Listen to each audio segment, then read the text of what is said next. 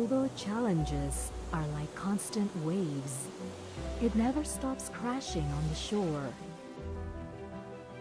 Universitas Negeri Semarang offers optimism in the face of fast development. UNNES has a vision to become a world-renowned university and a pioneer of educational excellence with a conservation perspective.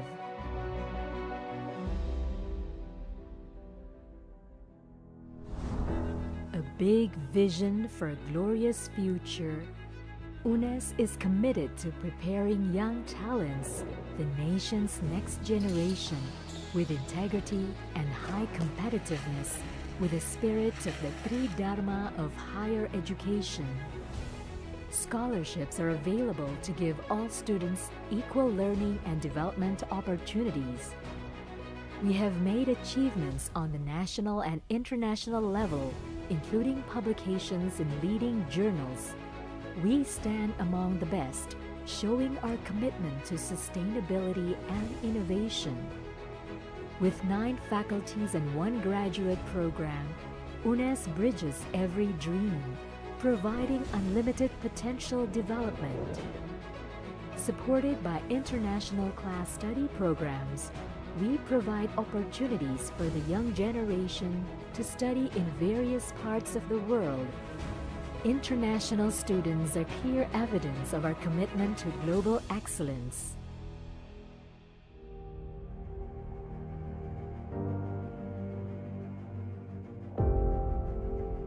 Saya dari Ukraina dan belajar di UNNES telah membuka mata saya akan kebudayaan dan kualitas pendidikan yang luar biasa. Datang dari Kyrgyzstan, saya merasa diterima dan didukung sepenuhnya di sini. UNNES benar-benar menjadi rumah kedua bagi saya. We establish strategic partnerships with world-leading universities. This collaboration creates opportunities for joint research, exchange of ideas, and innovation as evidence of our commitment to academic excellence. From research on renewable energy to innovation in the health sector, UNNES lecturers and students collaborate with global researchers to create solutions to world challenges. UNNES berkomitmen untuk mencapai keunggulan global dalam dunia pendidikan. Kami menyediakan program studi internasional dan bermitra dengan universitas terkemuka di dunia yang mencerminkan dedikasi kami terhadap pendidikan berkualitas tinggi. With a spirit of conservation and innovation, Universitas Negeri Semarang continues to move towards a glorious future to welcome a golden Indonesia.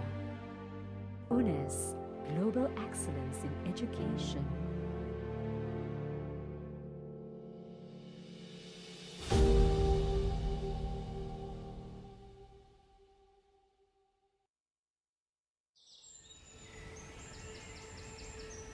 Universitas Negeri Semarang,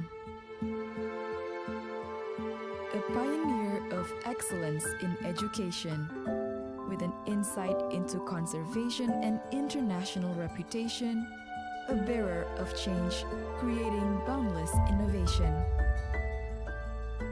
As one of the faculties at Universitas Negeri Semarang, the Faculty of Mathematics and Natural Sciences becomes the center for developing science and technological innovation. Universitas Negeri Semarang memiliki visi menjadi universitas bereputasi dunia, pelopor kecemerlangan pendidikan yang berwawasan konservasi. FMIPA sebagai bagian dari UNNES berkontribusi untuk pencapaian visi. Melalui semangat FMIPA yang unggul mendunia, kami wujudkan keunggulan-keunggulan dalam pendidikan di program diploma, sarjana, magister, maupun doktor. Keunggulan dalam bidang riset diupayakan melalui berbagai kolaborasi riset nasional maupun internasional untuk menghasilkan luaran yang bermanfaat untuk pemecahan permasalahan di dunia pendidikan, industri, maupun masyarakat. Mahasiswa FMIPA UNNES juga berkesempatan mengikuti program pembelajaran di luar program studinya melalui MBKM yang diselenggarakan Kemendikbudristek dan mitra-mitranya maupun program MBKM Mandiri UNNES. Dengan keunggulan-keunggulan ini, lulusan FMIPA memiliki relevansi dengan dunia kerja dan perkembangan ilmu pengetahuan dan teknologi. We understand that facing rapid changes in science and technology requires strong determination. Transformation and innovation are integrated into every step we make, including how we deliver education in the 6 clusters of science: mathematics, physics,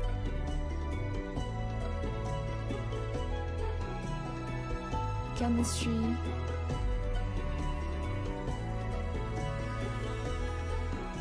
biology,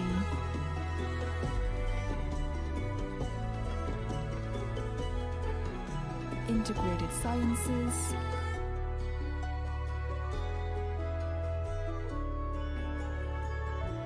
and computer science.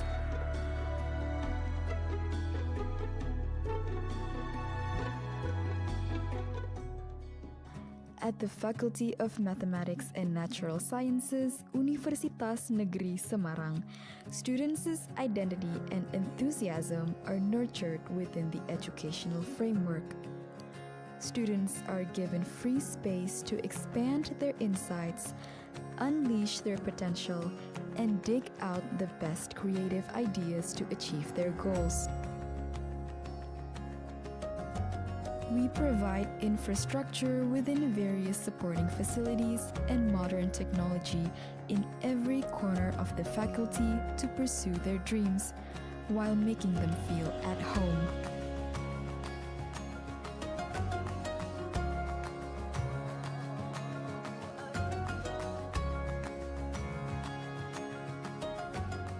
Our professors, associate professors, lecturers, assistant experts, and teaching staff are ready to provide comprehensive education to FMIPA UNNES students.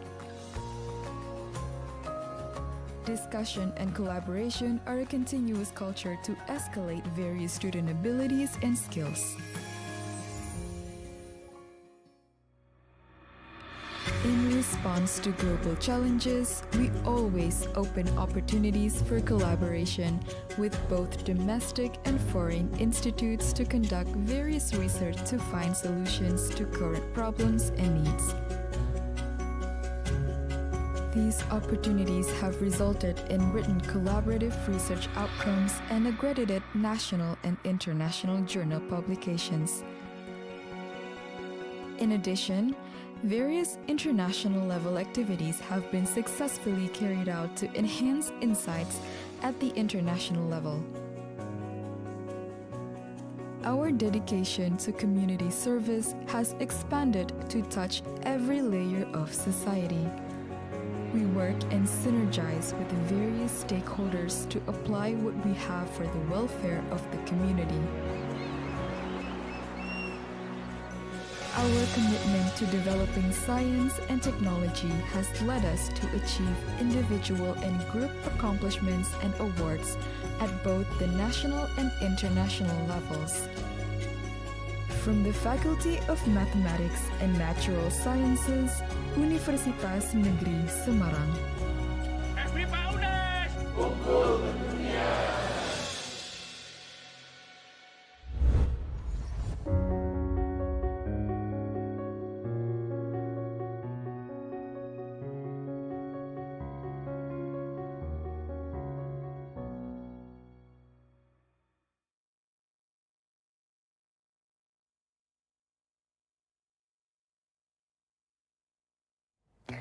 Selamat datang di gedung D12 Dekanat FMIPA Universitas Negeri Semarang.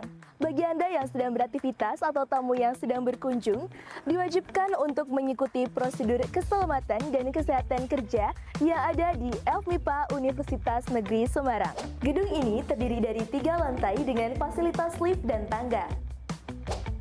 Saat ini, Anda sedang berada di ruang aula Dekanat FMIPA Universitas Negeri Semarang. Berikut kami sampaikan safety briefing ruang aula Dekanat FMIPA Universitas Negeri Semarang. Jika ada keadaan darurat, maka ikutilah petunjuk evakuasi berikut ini. Pada area stage terdapat satu pintu keluar sebelah kiri. Pada bagian pintu utama, terdapat dua jalur keluar di bagian kanan dan juga bagian kiri. Lepaskan sepatu hak tinggi Anda ketika terjadi keadaan darurat. Harap untuk tidak berlari, tapi berjalan cepat. Perhatikan beberapa anak tangga yang terdapat di samping kursi. Berjalanlah dengan tertib dan hati-hati keluar ruang aula. Jika terjadi gempa bumi, carilah perlindungan di bawah meja atau yang bisa melindungi kepala Anda. Jangan panik dan segera menuju ke titik kumpul. Demikian safety briefing gedung D12 Dekanat FMIPA Universitas Negeri Semarang. Kami harap Anda tetap tenang dalam keadaan darurat. Terima kasih.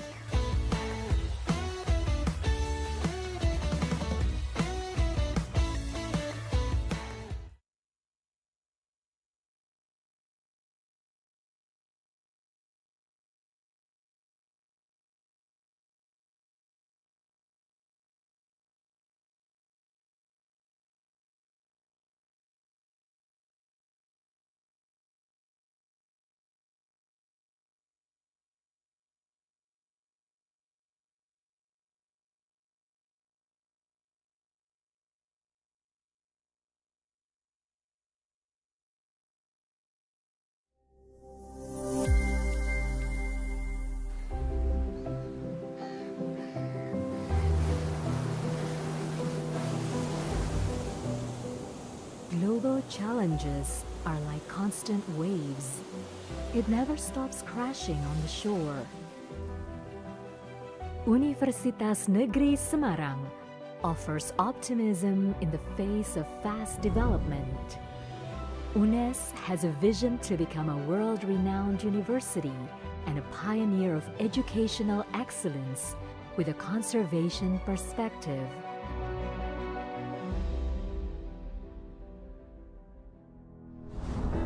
A big vision for a glorious future, UNNES is committed to preparing young talents, the nation's next generation, with integrity and high competitiveness, with the spirit of the Three Dharma of higher education. Scholarships are available to give all students equal learning and development opportunities. We have made achievements on the national and international level, including publications in leading journals.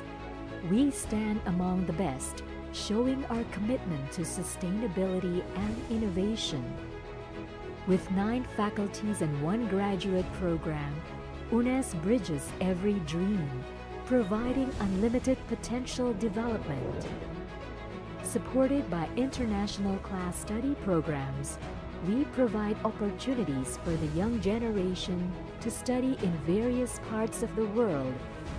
International students are clear evidence of our commitment to global excellence.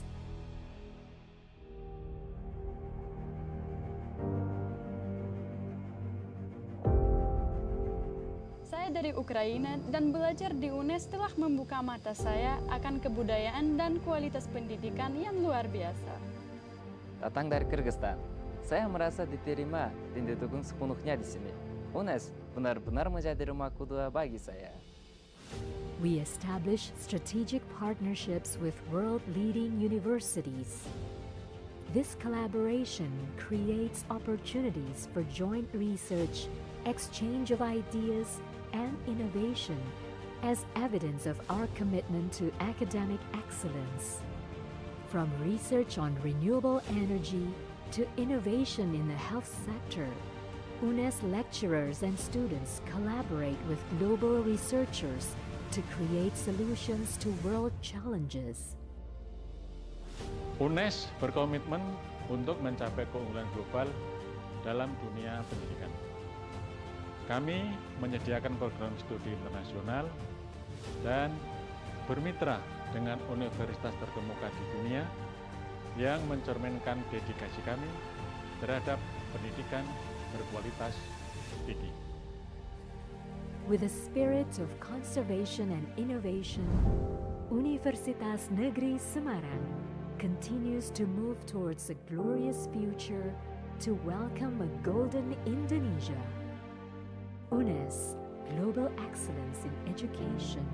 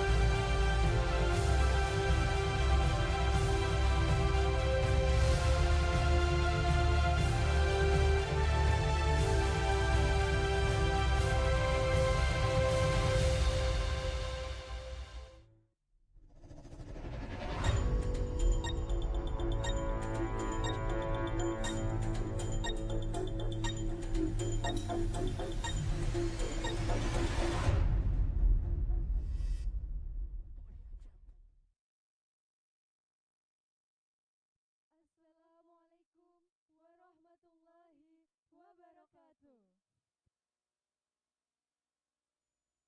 Good morning, ladies and gentlemen. Honorable Rector of Universitas Negeri Semarang, who is represented today by the Vice Rector of Academic and Student Affairs, Deans at UNNES, Dean and Vice Deans of FMIPA UNNES, Heads of Institutions of UNNES, Director of the Postgraduate School UNNES, Heads of Study Programs in the Faculty of Mathematics and Natural Science UNNES, and Conference Chairman. We are also delighted to welcome the Honorable Keynote speakers, Professor Dr. Mokhairuddin from University Malaysia, Perlis, Malaysia,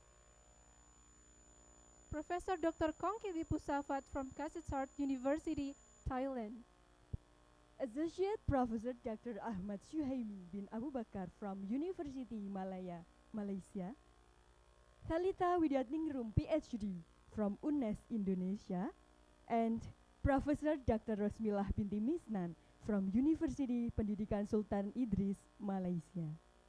In addition, we are pleased to welcome the honorable invited speakers, Associate Professor Dr. Nguyen Van Bien from Hanoi University of Education, Vietnam, Dr. Trisi Nur Asi from UNNES, Indonesia, Dr. Zawan Ahmad Aziz from Prince of Songkla University, Thailand, and Associate Professor Muazzis Muslim from UNNES, Indonesia.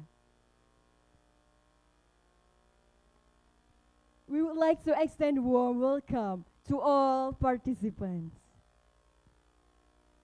On behalf of the organizing committee, welcome to 11th ICMSE 2024.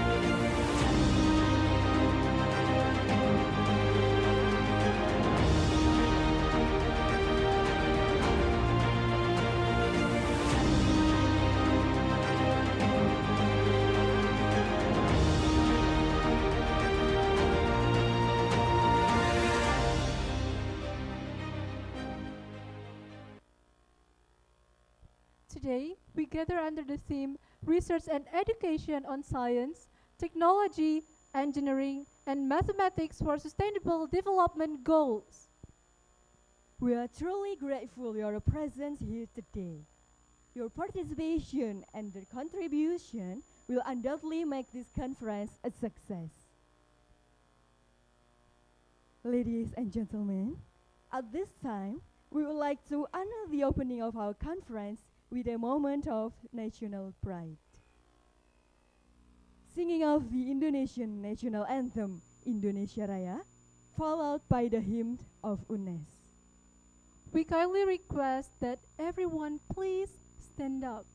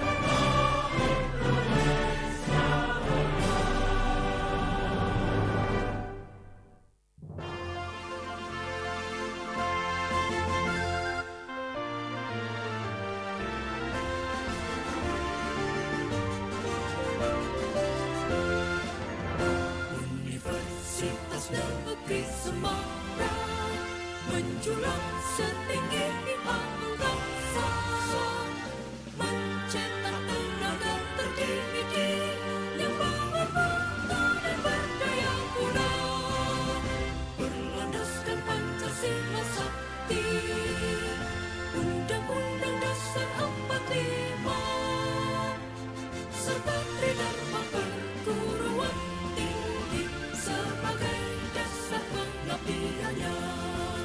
Majulah Universitas Negeri Semarang di tengah kemencah pembangunan, mendidik bangsa menempuh ilmu, menyongsong Indonesia baru, memelihara dan mengembangkan ilmu murni dan kependidikan, melimpah berkaramatnya. Semoga UNNES selalu jaya.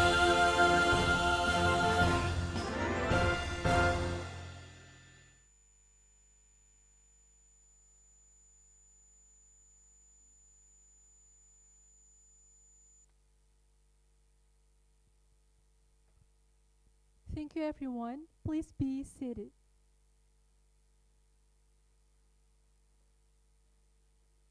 Ladies and gentlemen, as we continue with our conference, we would like to take a moment for reflection and prayer. At this time, it is my pleasure to invite Professor Dr. Masturi to lead us in this moment of prayer.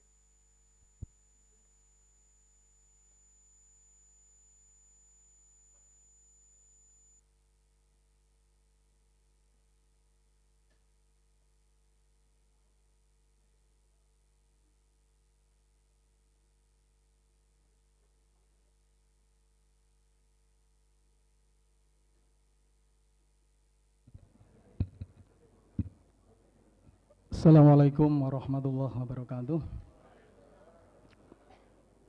The Honorable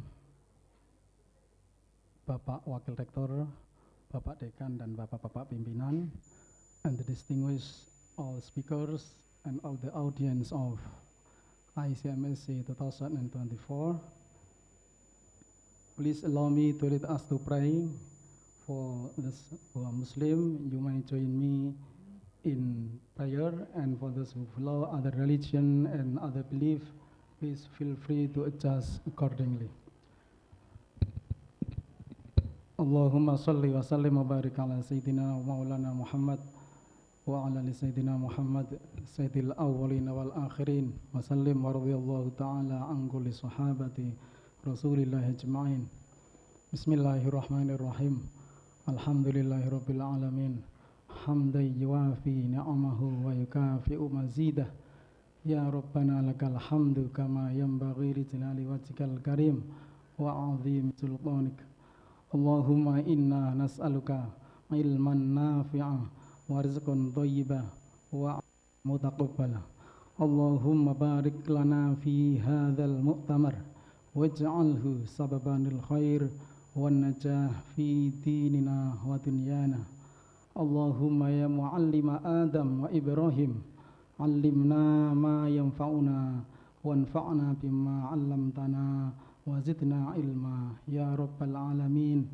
Ij'alna minal ladzina yastami'una al-qawla fayattabi'una ahsana. Allahumma ya alimas sirri wal alaniyah, nas'aluka fi hadzal seminar ICMSE al-hadi wal 'ashir an tunazzil alaina min fududi ilmika wa nuri hidayatik. Allahumma ja'al ma nata'allamu wa zadan li ruhina wa rafa'an li hayatina. Allahumma arzuqna al-ikhlas fi kulli ma naf'aluh wa fatahan fi kulli ma nas'a ilaih. Ij'al ya Rabbana jahudana fi hadha seminar sababan lil ilmin nafi' wal amali sholih. Allahumma barik lana fi hadzal jama' wajma'na ala ta'atika wa ilmik warzuqna fihi taufiq wassadad fi kulli amrin naqumu fi. Rabbana atina fid dunya hasanah wa fil akhirati hasanah wa qina adzaban nar walhamdulillahi rabbil alamin. Amin. Assalamualaikum warahmatullahi wabarakatuh.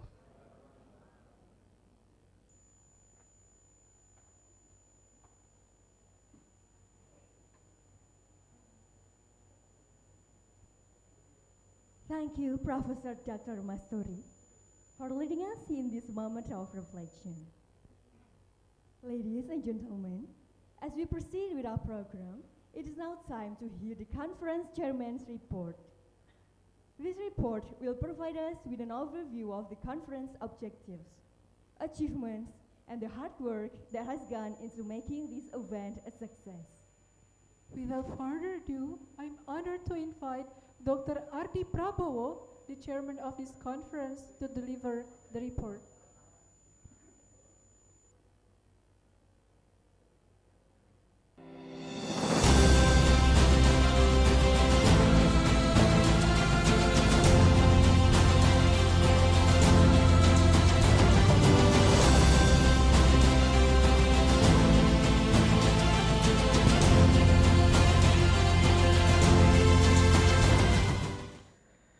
Bismillahirrahmanirrahim. Assalamualaikum warahmatullahi wabarakatuh. Alhamdulillahirrahmanirrahim. Asyhadu an la ilaha illallahul malikul haqqul mubin wa asyhadu anna muhammadar rasulullah shadiqul wadil amin. Allahumma shalli ala sayyidina Muhammad wa ala ali sayyidina Muhammad, amma ba'd. The Honorable Rector Universitas Negeri Semarang was represented by our Vice Rector in Student and Academic Affairs. Welcome Prof. Zainuri, audience in Universitas Negeri Semarang, and special for Deans of Faculty of Mathematics and Science, that is, who is the real host and the real chief of this conference.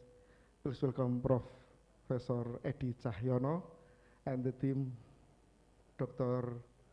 Zainal Abidin, PhD, and Dr. Isnarto, and also Professor Dr. Sutikno as the real chief of this conference. And then Director of Postgraduate School, Prof. Sarvi, welcome. Head of Research and Community Service, Head of Educational and Professional Development, all keynote speaker and invited speaker, please welcome to Semarang, all distinguished delegates and committees. Welcome to the 11th International Conference on Mathematics, Science and Education, ICMSE in 2024. This is an annual event in Facultas Mathematics and Science, UNNES. Become a routine. Every year we held this conference, so when we didn't hold this conference, there's something missing.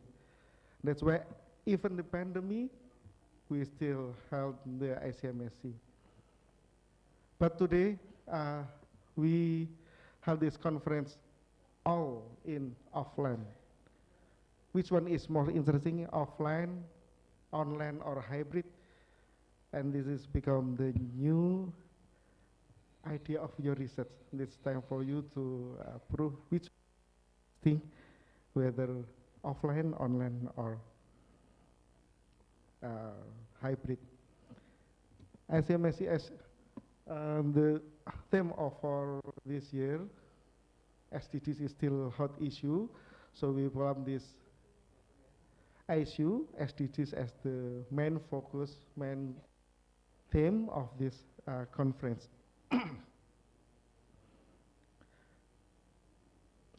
On this special occasion, I will thank and appreciate our keynote plenary invited speaker, Professor Dr. S. Martono, whose representative Professor Zainuri will give a keynote speaker.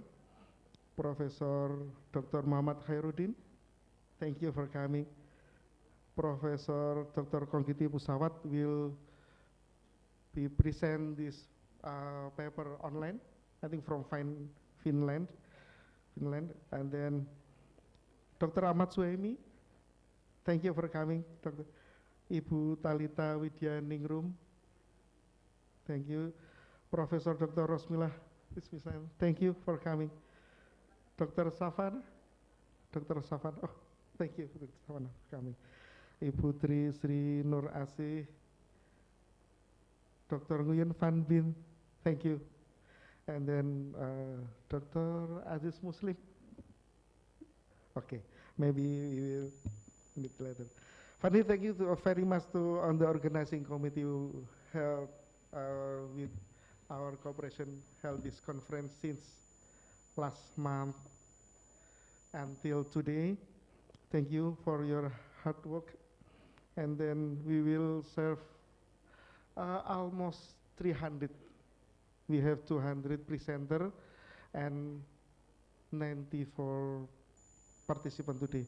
So this event, I hope this is not only for presenting, but this is the start of our cooperation in academic collaboration. I just realized that all of our guests is from Thailand, Malaysia, Vietnam. I am the biggest fan of national team football. So even in football we have big rivals, but in this academic we are still in collaboration. Thank you very much, and please enjoy the conference. See you next conference, and I hope this conference will build an academic climate in ASEAN and also in Asia. Thank you. Assalamualaikum warahmatullahi wabarakatuh.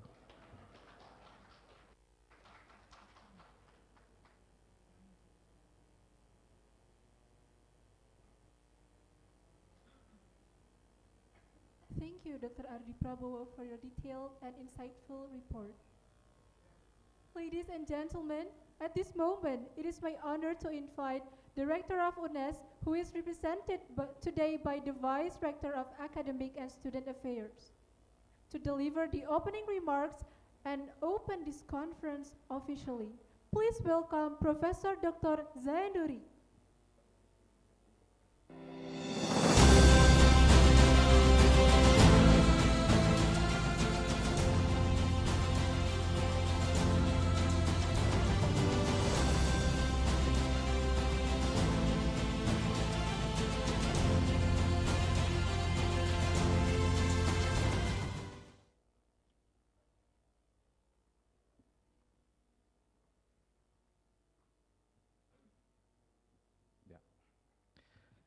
Bismillahirrahmanirrahim. Assalamualaikum warahmatullahi wabarakatuh. Good morning from Indonesia. Welcome to Universitas Negeri Semarang. First of all, I would like to express my gratitude to Allah SWT for blessing and mercy that we could assemble in the 11th International Conference on Mathematics, Science and Education, ICMSE 2024. Next slide. Ladies and gentlemen, I have to say thank you for the excellency keynote speakers who contribute to this great ICMSE 2024. The first, Professor Insinyur Dr. Muhammad Khairuddin Muhammad Arshad from Institute of Nanoelectric Engineering, University Malaysia, Perlis, Malaysia. Welcome to my university. Professor Dr. Kongkiti Pushafat PhD from Industrial Engineering, Kasetsat, University Thailand. Associate Professor Dr. Ahmad Suhaimi bin Abu Bakar, Department of Physics, University Malaysia, Malaysia. Talita Widya Ningrum MSc PhD, Department Biology, Universitas Negeri Semarang.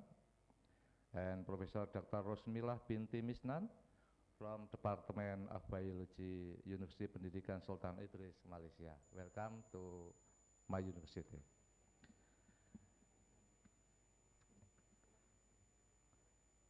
I congratulate to invite speakers.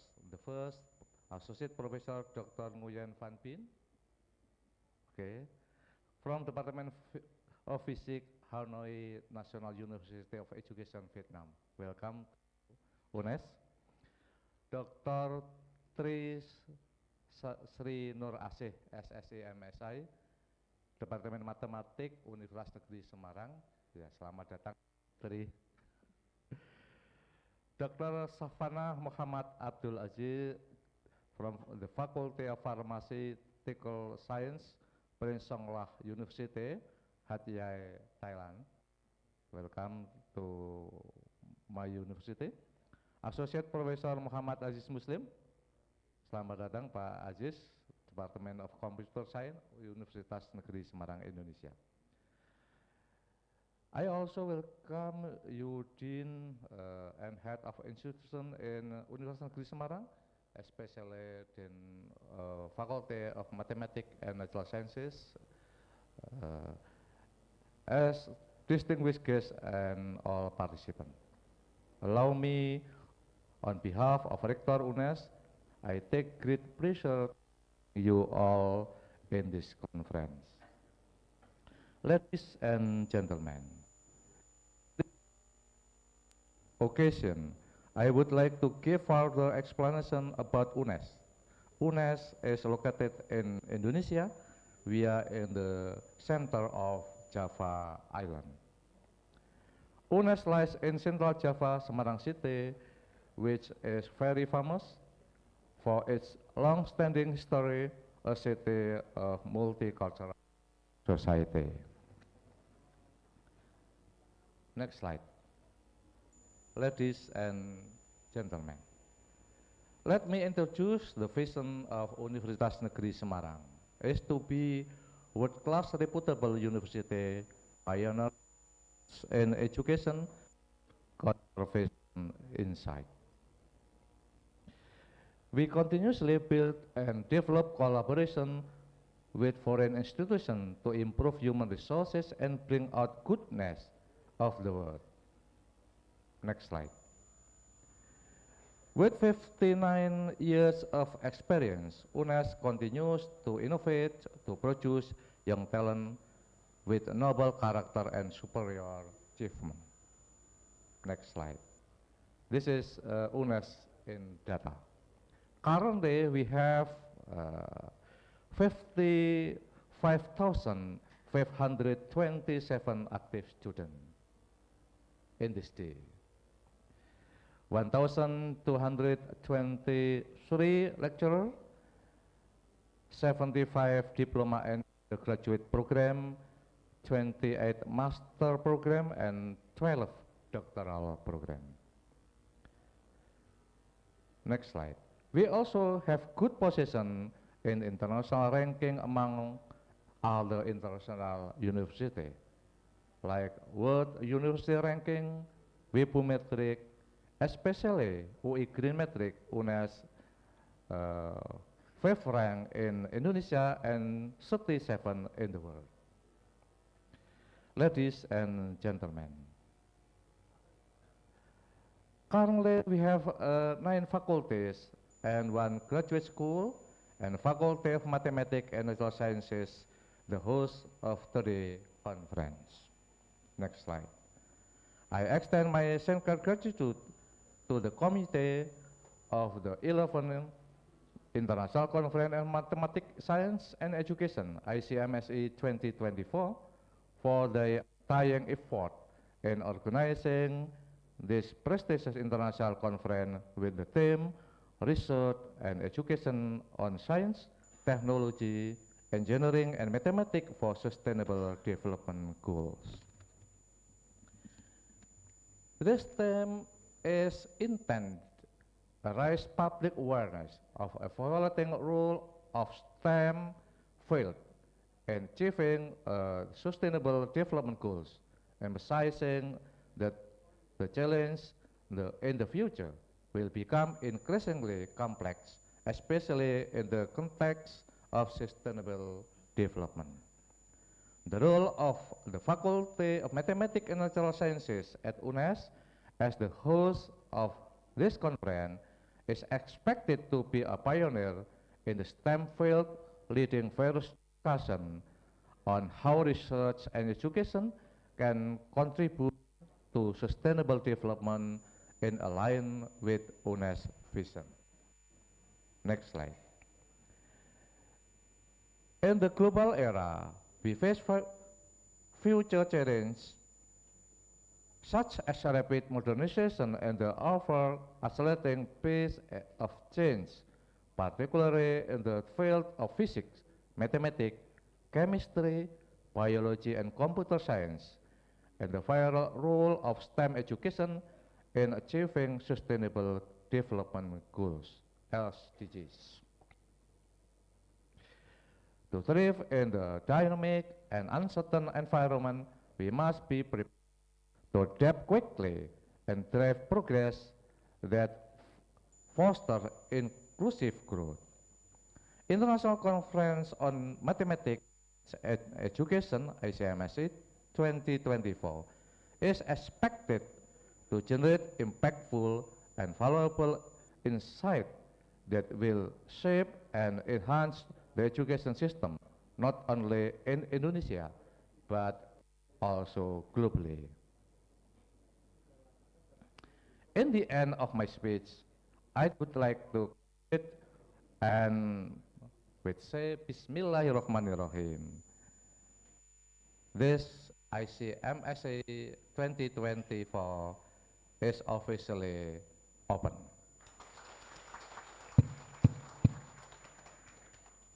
Let's do our best. Enjoy the conference.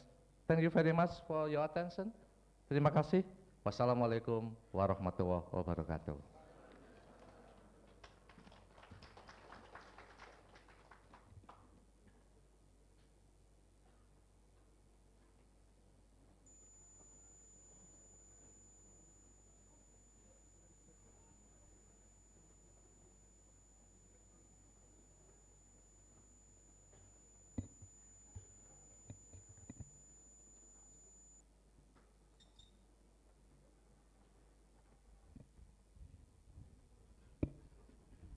Thank you, Professor Dr. Zainuri. And with that, the 11th ICMSE 2024 is officially open. Let's look forward to an inspiring and fruitful conference. Ladies and gentlemen, before we proceed further with our program, we have the privilege of witnessing a special performance from student-centered dance of FMIPA UNNES. They are Cindy Aulia Rahayu, Vera Dwi Kristianti, and Shauna Purbosari. We are honored to present the Semarang Hebat Dance. Semarang Hebat Dance is a development of Semarangan style dance that tells us the story of how the pride of Semarang youth in the progress of Semarang into a great city with tourism, culinary to the socio-cultural harmony of Semarang people who have various ethnicities in one region. Please join me in welcoming Semarang Hebat Dance.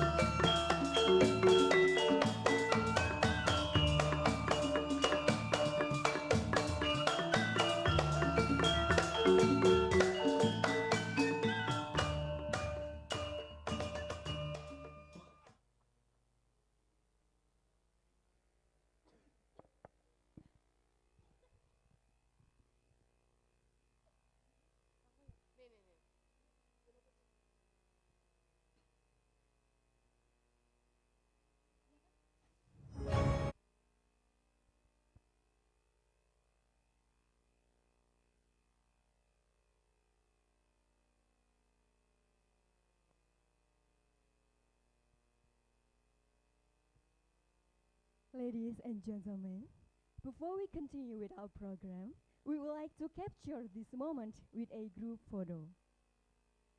For the first photo, we invite the Vice Rector, Dean, Vice Deans, the Conference Chairman, all keynote and invited speakers, and all participants. We will have a photo with all participants. Please stand up.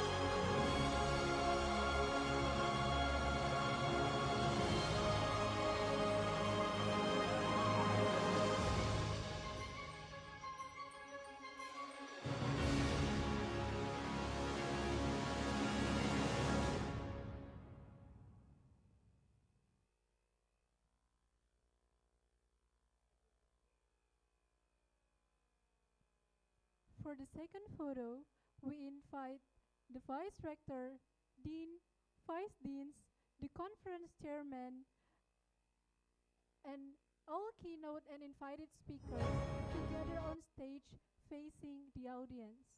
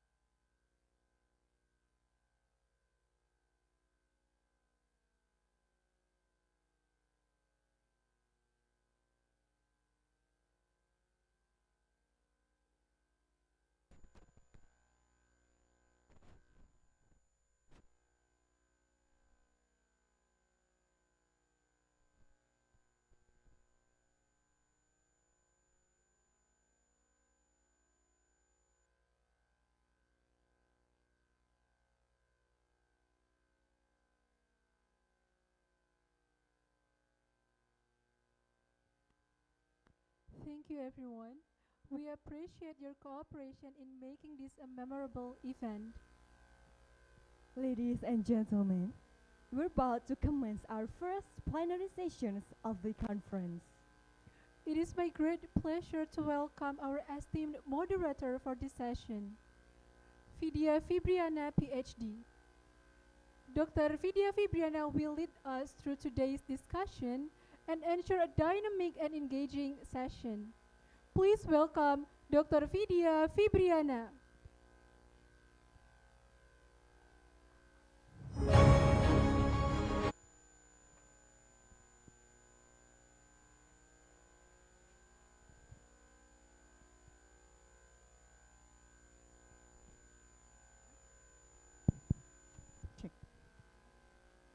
Bismillahirrahmanirrahim. Thank you for MCs. Well, ladies and gentlemen, you may have a comfortable seat because we are about to begin our first session for the plenary session today. Okay, make yourself comfortable. And may I get your attention, please? Okay, thank you very much. Assalamualaikum warahmatullahi wabarakatuh. Selamat pagi, a very good morning to you all. Distinguished guests, esteemed speakers, and also all dear participants. Welcome to Semarang and welcome to ICMSE UNNES 2024. Thank you for joining us today. And for this plenary session, my name is Vidya Fibriana. I'm honored to be your moderator for this session. And we have the privilege today to have with us a panel of renowned experts who will share their insights on research and education on STEM for sustainable development goals. This session promises that both enlightening and engaging, as we will have two sessions and explore some topics in two main sessions. All right, before we begin the first session, allow me to introduce our esteemed speakers. The first speaker, Professor Dr. Rosmila Binti Misnan. She is the professor from the Department of Biology, Faculty of Science and Mathematics, University Pendidikan Sultan Idris, Malaysia. She has the Sarjana Muda in Biomedical Science dengan kepujian and holds a PhD in Biomedical Science from University Kebangsaan Malaysia. Her expertise areas are in the allergy, proteomics, medical biotech, and molecular biology. She has many remarkable research projects related to her fields, and the latest one is the development of quantitative RT-PCR methods to detect allergen in food products. And she has the visualization model of biocatalysis remediation of PAH degrading enzymes. She has published her research results in many reputable journals, such as in the Journal of the Science and Food Agriculture and Journal of Engineering and Science Research. You can reach her by email address rosmila@fsmt.upsi.edu.my. All right, so allow me to welcome her and join us with a very round applause.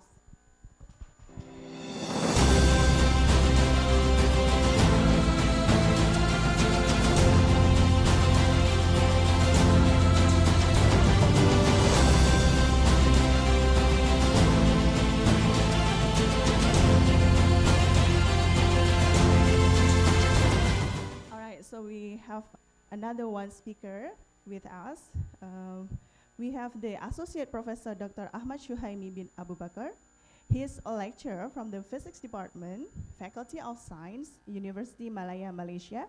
He currently leads Nitride Semiconductor Lab, which houses full spectrum of capabilities for epitaxy, fabrication, and analysis of nitride-based optoelectronics and power device.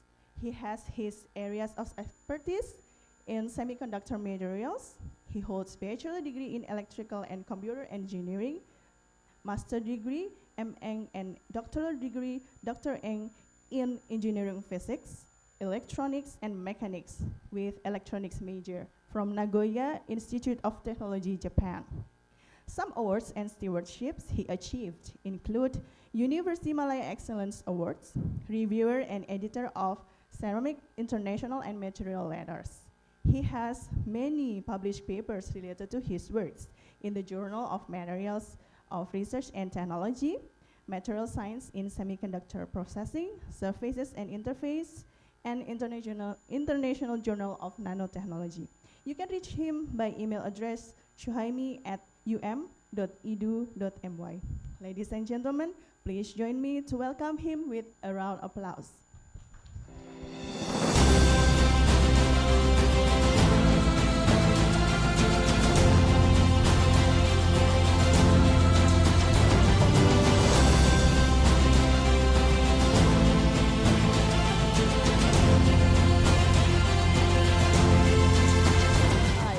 Have our distinguished speakers here, and I would like to read the session guidelines, which to ensure a smooth and productive session, here are the few guidelines.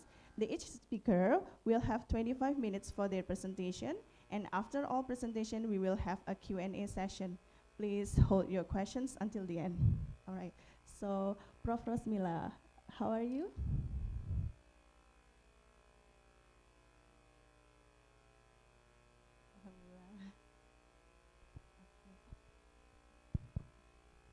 Alhamdulillah, great.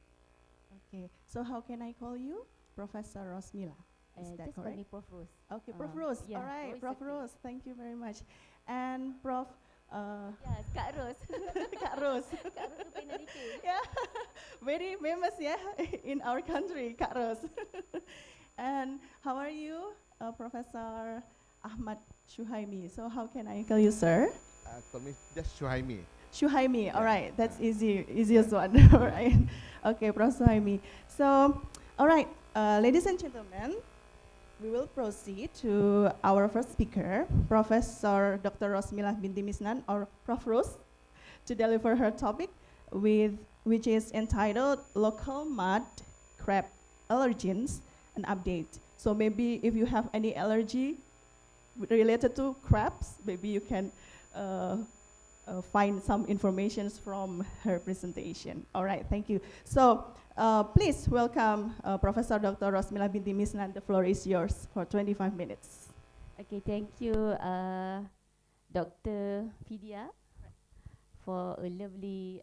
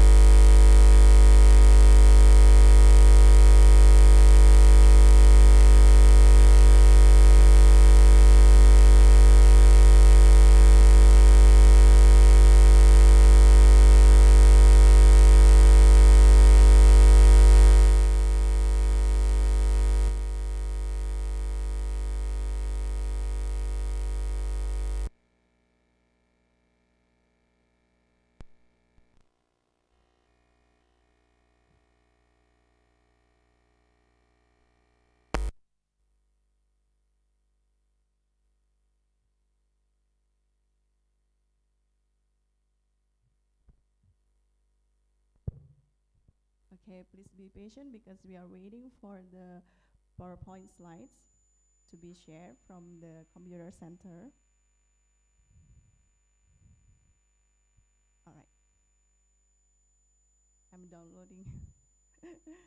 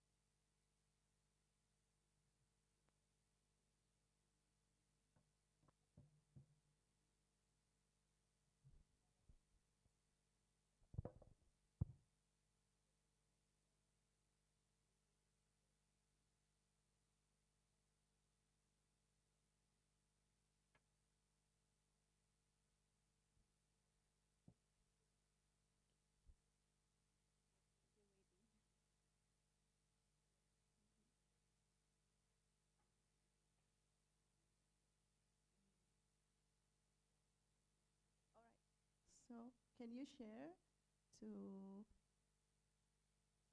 our slideshow here?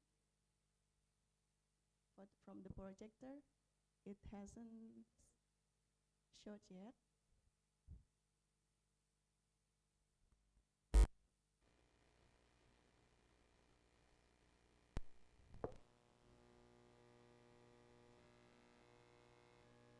So here is okay. From our monitor, here is okay. Oh, all right, all right. So now it's, yeah. Okay, so who is the controller? Can we control from here by using the pointer? Can we control from here? Okay, thank you. All right, Prof. Rose, yes, you can use this pointer. All right. Again, floor is yours. Okay, thank you, and sorry for the delay. Okay, let me introduce myself first. Even Dr. Vidya has already introduced. Okay, actually I am a professor in Department of Biology, Faculty of Science and Mathematics, and currently I am the Director of Research Management and Innovation Center of UPSI. And my expertise is in allergy, proteomics, medical biotech, and also biomedical biology. And before my presentation, I would like just give a brief on UPSI. So next slide. Okay. Okay. UPSI is a public higher university education in Malaysia, and it was established in 1922 as a training college and upgraded to MPSI in 1957, and after that as institution in 1987, and in 1997 we are upgraded as university. So this year our age is 102 years old, one of the oldest university in Malaysia. Okay, next slide. Okay, in terms of ranking, UPSL this year is in the rank of 151 by subject in education, because we are university in education, and our target is to be top 100 education university by year 2030. Okay, And currently, UPSI has 7 UPSI International Center, including in London, Uzbek, Moscow, China, Bangladesh, and also Middle East. So we hope to have more center worldwide. And I am happy to share that most of our alumni, this is some of our top alumni, including our Tun Abdul Ghaffar Baber, Deputy Prime Minister of Malaysia, and we have also Pengiran Muhammad Yusof Abdul Rahim as the Chief Minister in Brunei, and also Mr. Siddiq Sanif as the Minister of Education in Singapore, and many more, Alhamdulillah. And in UPSI, we have 10 faculties, not only education faculty, we have Faculty of Languages and Communication, Faculty of Science and Mathematics, my faculties, and we have many more faculty, including Faculty of Music, Technical and Vocational, Human Development, Management and Economics, Human Science, Faculty of Arts, Sustainability and Creative Industry, Faculty of Sports, and our youngest faculty is Faculty of Computing and Meta Technology. Okay, this is just a brief about UPSI, and now we'll go to more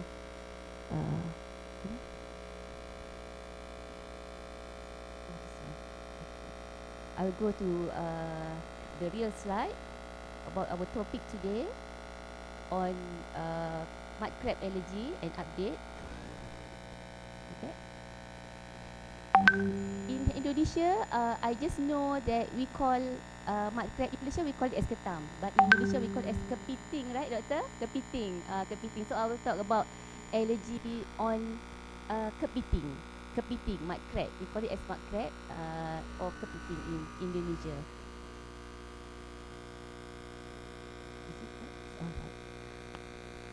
Okay, what is shellfish? Okay, shellfish are invertebrate species with shell belonging to the phylum Mollusca and the subphylum Crustaceae and the phylum Arthropoda. And approximately about 52,000 species of crustacean have been recognized worldwide, with most edible species belong to order Decapoda, such as shrimp, prawn, lobster, and crabs. So my research area, we focus on allergy to seafood, particularly the shrimp and also prawn. Okay, what is mud crab? Mud crab actually from the is belonging to Scylla species, locally known as Ketamipa. In Malaysia, we call it as Ketamipa, and it's a swimming crab found in the brackish and coastal mangrove area. And we have 4 species recognized worldwide, namely Scylla serrata, or in Malaysia we call it as Ketam Batu, and Scylla olivacea or orange mud crab, Scylla transquebarica, purple mud crab, and lastly is Scylla paramomusin or green crab. We can recognize from the color of the crab. Okay, and mud crab farming has experienced significant growth in Malaysia, and I'm sure in Indonesia and other Asian countries as well. And the crab are popular in Malaysia for their large size, thick meat, fine texture, and also sweet flavor. And therefore, it has high demand as luxurious meal. And however, unfortunately, mud crab, being a type of shellfish, has been identified as one of the 8 food classes associated with allergen, as declared by World Health Organization in 2001. Okay, what is mud crab allergy? Okay, food allergy. Mud crab allergy is usually food allergies are major health problem in many parts of the world, among both children and also adults. And the pattern of food allergy demonstrated significant differences between Asian and Western population, probably because it reflects the geographical consumption, as shellfish is one of our major component of the local diet. And our studies indicated that prawn caused the highest sensitivity in about 37% of the subject, followed by crab, cockle. In Malaysia we call it as kerang, carpet clam, squid, and also snail and oyster. And the most frequent reported clinical symptom of crab allergy, commonly encountered by other seafood allergy, suffered including the respiratory, skin, and GIT symptom from mild to severe, and can also cause fatal anaphylaxis.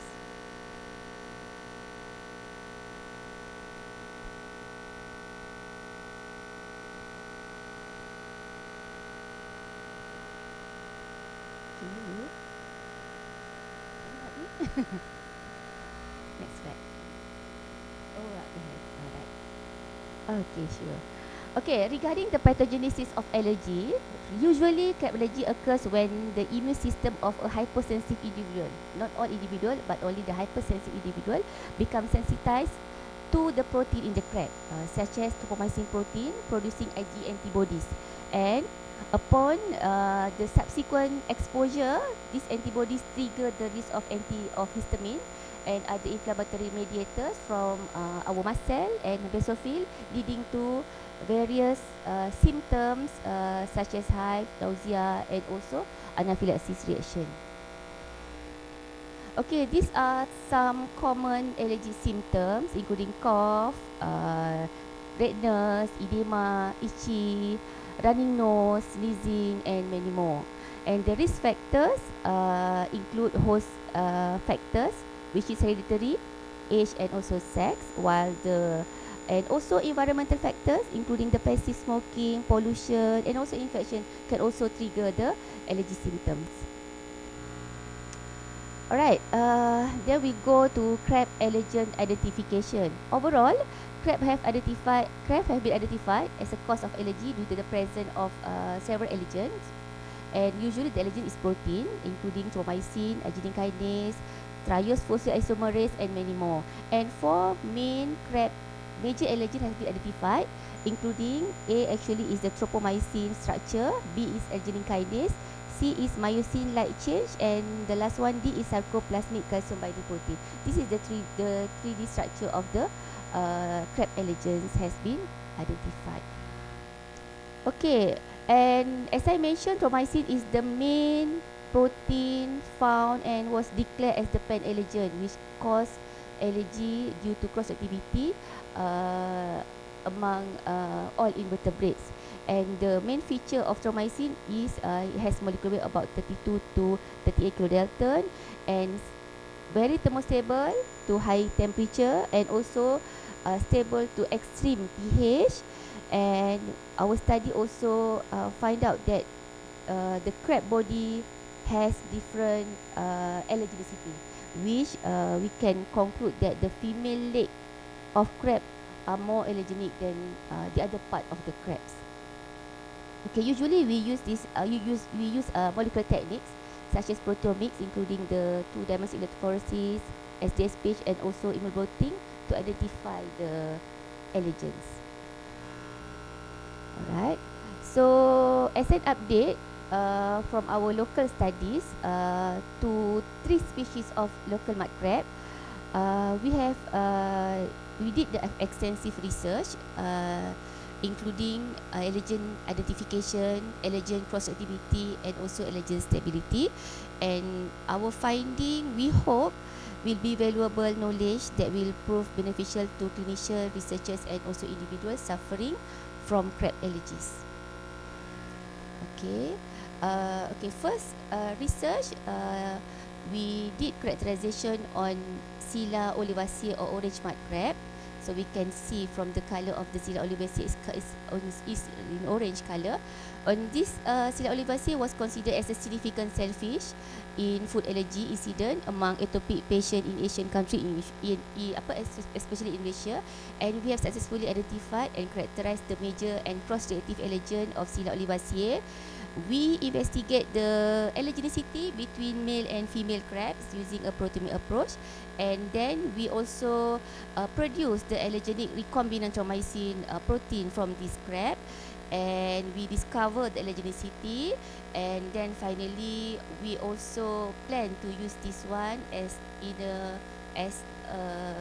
recombinant protein for the diagnosis and also therapy of mud crab allergy. So we in the step to develop the kit using this recombinant tropomycin. Okay, in terms of prevalence, of Scylla olivaceae, our local study reported 22.4% of our subject positive to this crab using skin prick test method, and female exhibit higher sensitization rates than the male, and the majority had allergy of our patient had allergic rhinitis, or we call it as resdung in Indonesia, also resdung. Okay, and most also have food allergy, conjunctivitis, contact dermatitis, asthma, eczema, and also sinusitis. And among Sila Overseas sensitive patient, our patient were also sensitive or allergic to house dust mite, followed by other seafood allergen, and also high sensitization to other crab species, which correlate to their consumption rates locally. And the correlation between skin prick test positivity to this crab and other allergens indicated that significant cross sensitization with a moderate to weak positive correlation between this species of crab and most tested allergen except for dust mite. And this implies that individuals sensitive to this crab are likely to be sensitive to other seafood as well as aeroallergen, including house dust mite.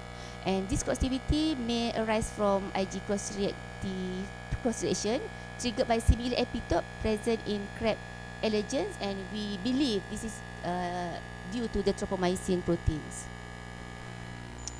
Alright, for the identification, first step we need to identify the protein profile of the crab. This one we use SDS page method, electrophoresis, to separate the protein by molecular weight, and this is the profile of the SDS page and also profile of the two-dimensional electrophoresis. Okay, and then for the protein allergenic profile identification, we use immunoblotting test using serum from patient with positive to this crab species. And from our study, we identify two types of major allergen at 36 and 41 kilodalton. Okay, and we also identify the difference between male and also female crab allergenicity. And our further study have identified we have confirmed that the 41 kilodalton protein was recognized as arginine kinase, while the 36 kilodalton was recognized as tropomycin. Okay, and then we further studies on PCR reamplification and also of the clone tropomycin sequence from this Olivaceae. And it's too small, but don't worry, I can share because this is all published papers, for all published papers, and this result actually indicate the tropomycin nucleotide sequence alignment of tropomycin from Sila Olivaceae and also documented Sila serrata.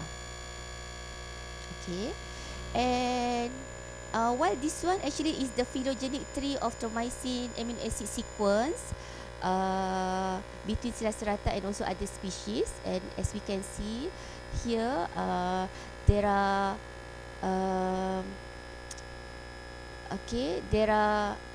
about 32.7 kilodalton was recognized, and our comparison with known sequence reveal a class match with other classification, acrid, insect, and even bacteria in this phylogenetic tree. And that blue and red line actually is the alpha helix of tropomycin, which consists of a tertiary structure resembling a two-chain alpha helix coil configuration of tropomycin. This is the structure that we get from this study.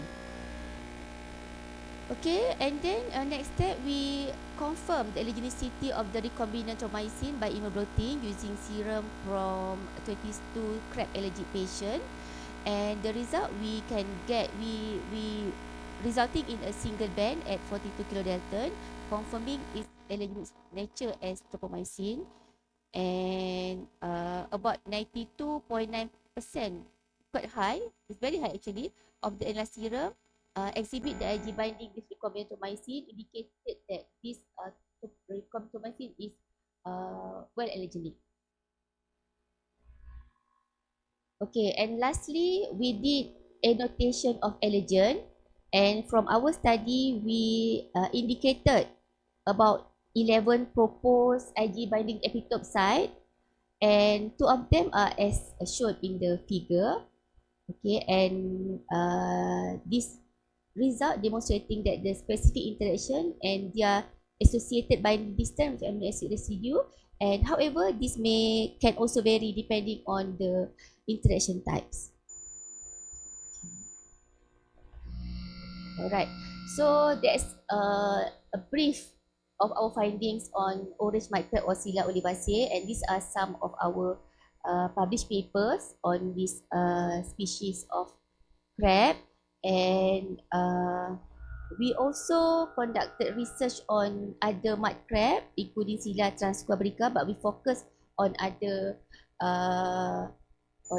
objectives, which include, for this study for transquabrica, we focus on detection of stability of this crab species, or the allergies of this crab species, including the effect of vinegar, drying, salting treatment on the crab allergenicity.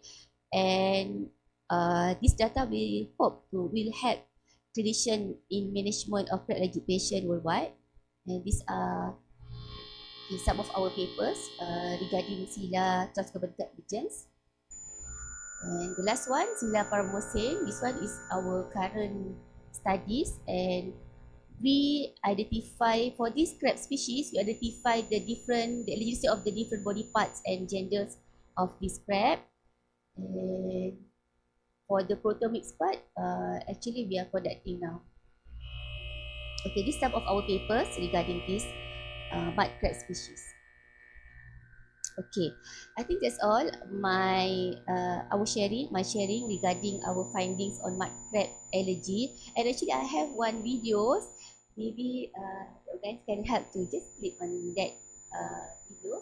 Actually, currently I just want to share our project has won Gold Winner Award and Toronto International. So the video will be played, right? Okay. Please, the computer room, can you play the video? Can you help us to play the video? Just click on the play button. Thank you. Okay, actually we are going to commercialize the Allergen kits, and we have won the Gold Winner Award and also Toronto International Society Innovation and Advanced Skill in Malaysian Technology Expo just currently, and Alhamdulillah, and this is the video I would just want to share.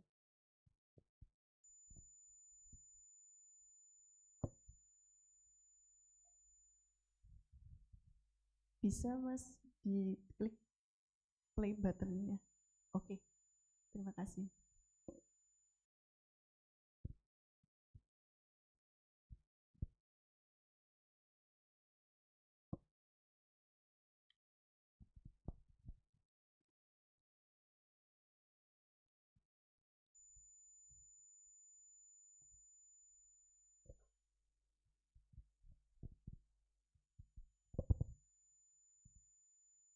Medical Research, IMR, University Pandidi Consultan Idris, UPSI, and Biomed Global.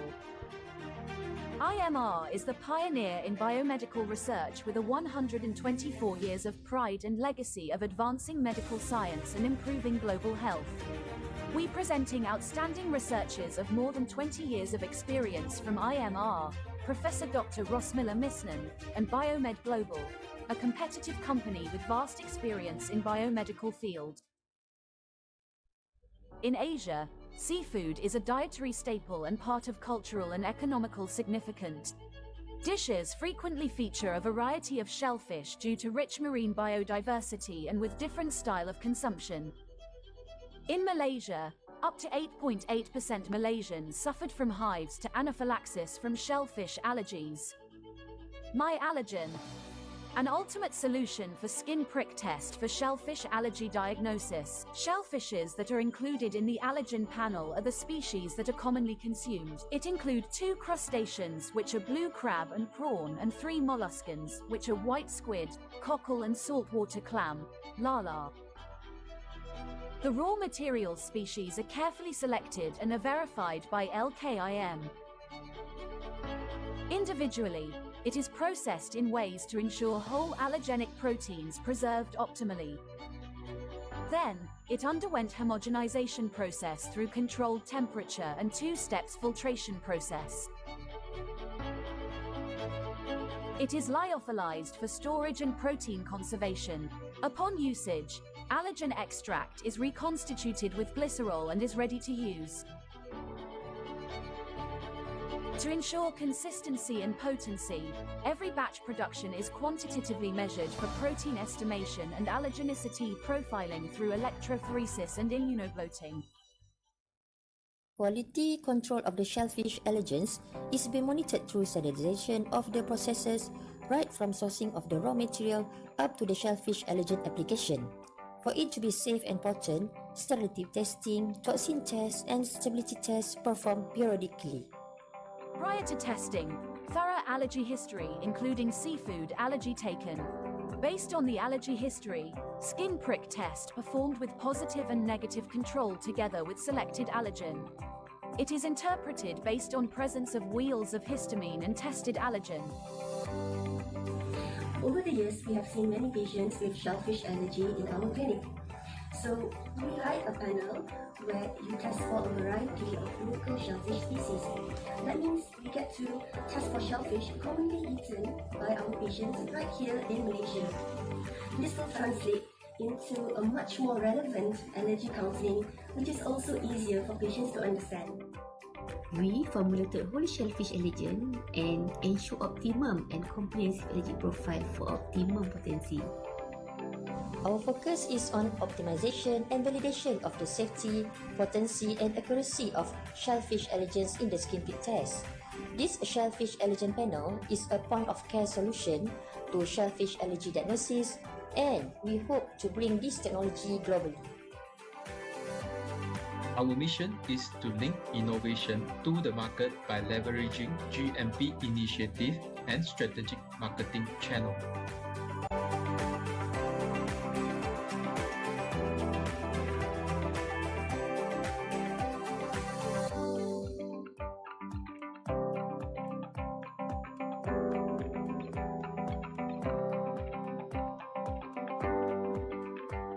Shellfish Allergen Panel by My Allergen, a solution to shellfish allergy diagnosis.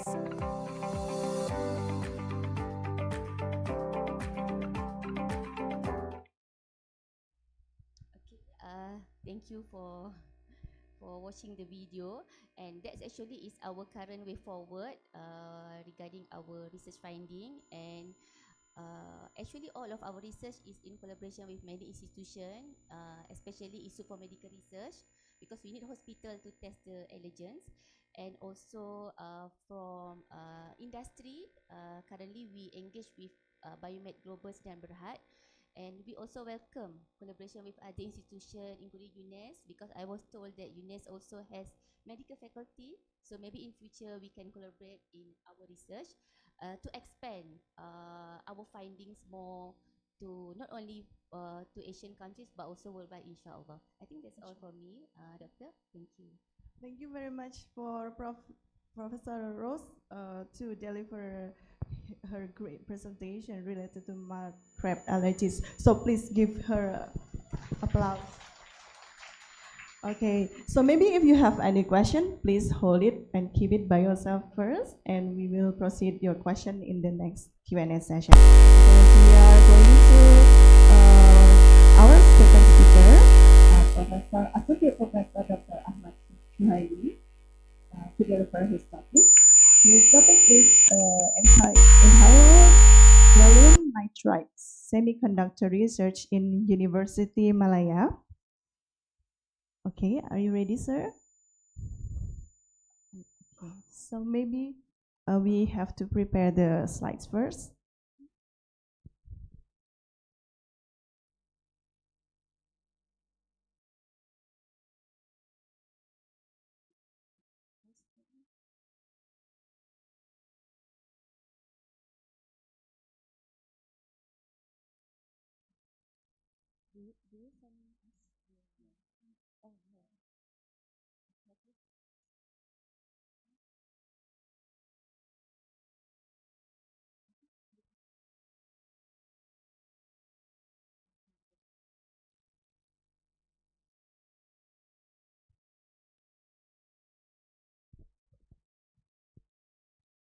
All right, Prof. Shuhaimi, your time is 25 minutes. Okay, time is yours. Assalamualaikum and good morning. Terima kasih kepada UNNES kerana menjemput saya untuk ini dan izinkan saya untuk membuat presentasi ini di dalam bahasa Inggeris ya. I'm Ahmad Shuaimi from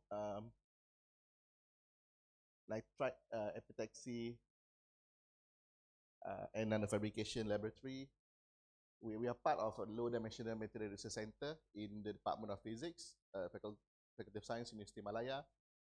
So my presentation today is on gallium nitride semiconductor research in Malaysia, because there's only two groups in Malaysia who are doing gallium nitride research, which is one is in University Malaya, and the other one is in University Science Malaysia in the north. So this is photos of our group. We started back then in 2014 to be precise with the MOCVD, Metal Organic Chemical Vapor Deposition System that we bought in 2013. That came from a big funding from Malaysia Ministry of Higher Education, which we received around 9 million. So we used the money to buy the MOCVD system, and then we received further funding.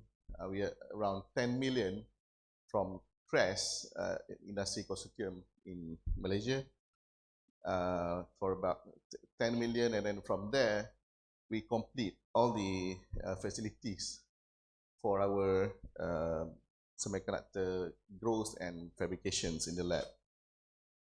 Okay, so this is our group today. We are becoming a small group. Previously, we have like 15 PhD students. Now we are back to just around 5 students, but we are very focused on power devices and light emitting diodes. So these are our alumni. We supply most of our talents, our ex-students, to Infineon in Kulim, near to Penang in Malaysia, as well as Osram, one of the largest LED manufacturer in the world, and some others are going to like Axtron, the MOCVD manufacturer in Malaysia as well as in Germany, and some of them who quit Osram after several years went to Belgium in joining other companies internationally. And also we have postdocs who are coming from University of California before, who are of course joining all the biggest semiconductor company in the world. So these are our facilities in UM. We have 2 MOCVDs. One is dedicated for 2-inch wafers. The other one is dedicated for 4-inch wafers. We have atomic layer deposition and peak plasma enhanced CVD, the metallization and etching system, as well as lithography system. And I think also in Malaysia, we are only the group in Malaysia who owns a stepper system. So these are the facilities for analysis, material analysis, and these are the facilities for device characterizations and analysis. So this is our main MOCVD that we are running since 2014, the Taiyo Nippon Sanso SR2000. I came from a Japanese university, so I have experience running similar MOCVD system back then in Japan, so that when I came back to Malaysia in 2010, then we decided to purchase just the similar system that we're familiar with. So that's why it's not very difficult to start the team in Malaysia. Also, our interest is in the gallium nitride material, and we are focused just on gallium nitride semiconductor. So that has a difference what we are doing compared to other groups. The reason is because if you look at the band gap of the gallium nitride system or nitride semiconductor system, it can cover from 0.0 0.7 electron volt up until 2 electron volt, which if you combine indium, gallium, aluminium nitride, you can tune the band gap size to any in that range. And majority of devices today are being built in that band gap range. And if you look at traditional semiconductors like indium phosphide, gallium arsenide, they are quite limited in the band gap size, making them not much attractive if you look at for future devices. And also that is for LEDs, and also for transistors. The biggest thing that God gives in gallium nitride system is that there's a polarization, spontaneous polarization, and piezoelectric polarization.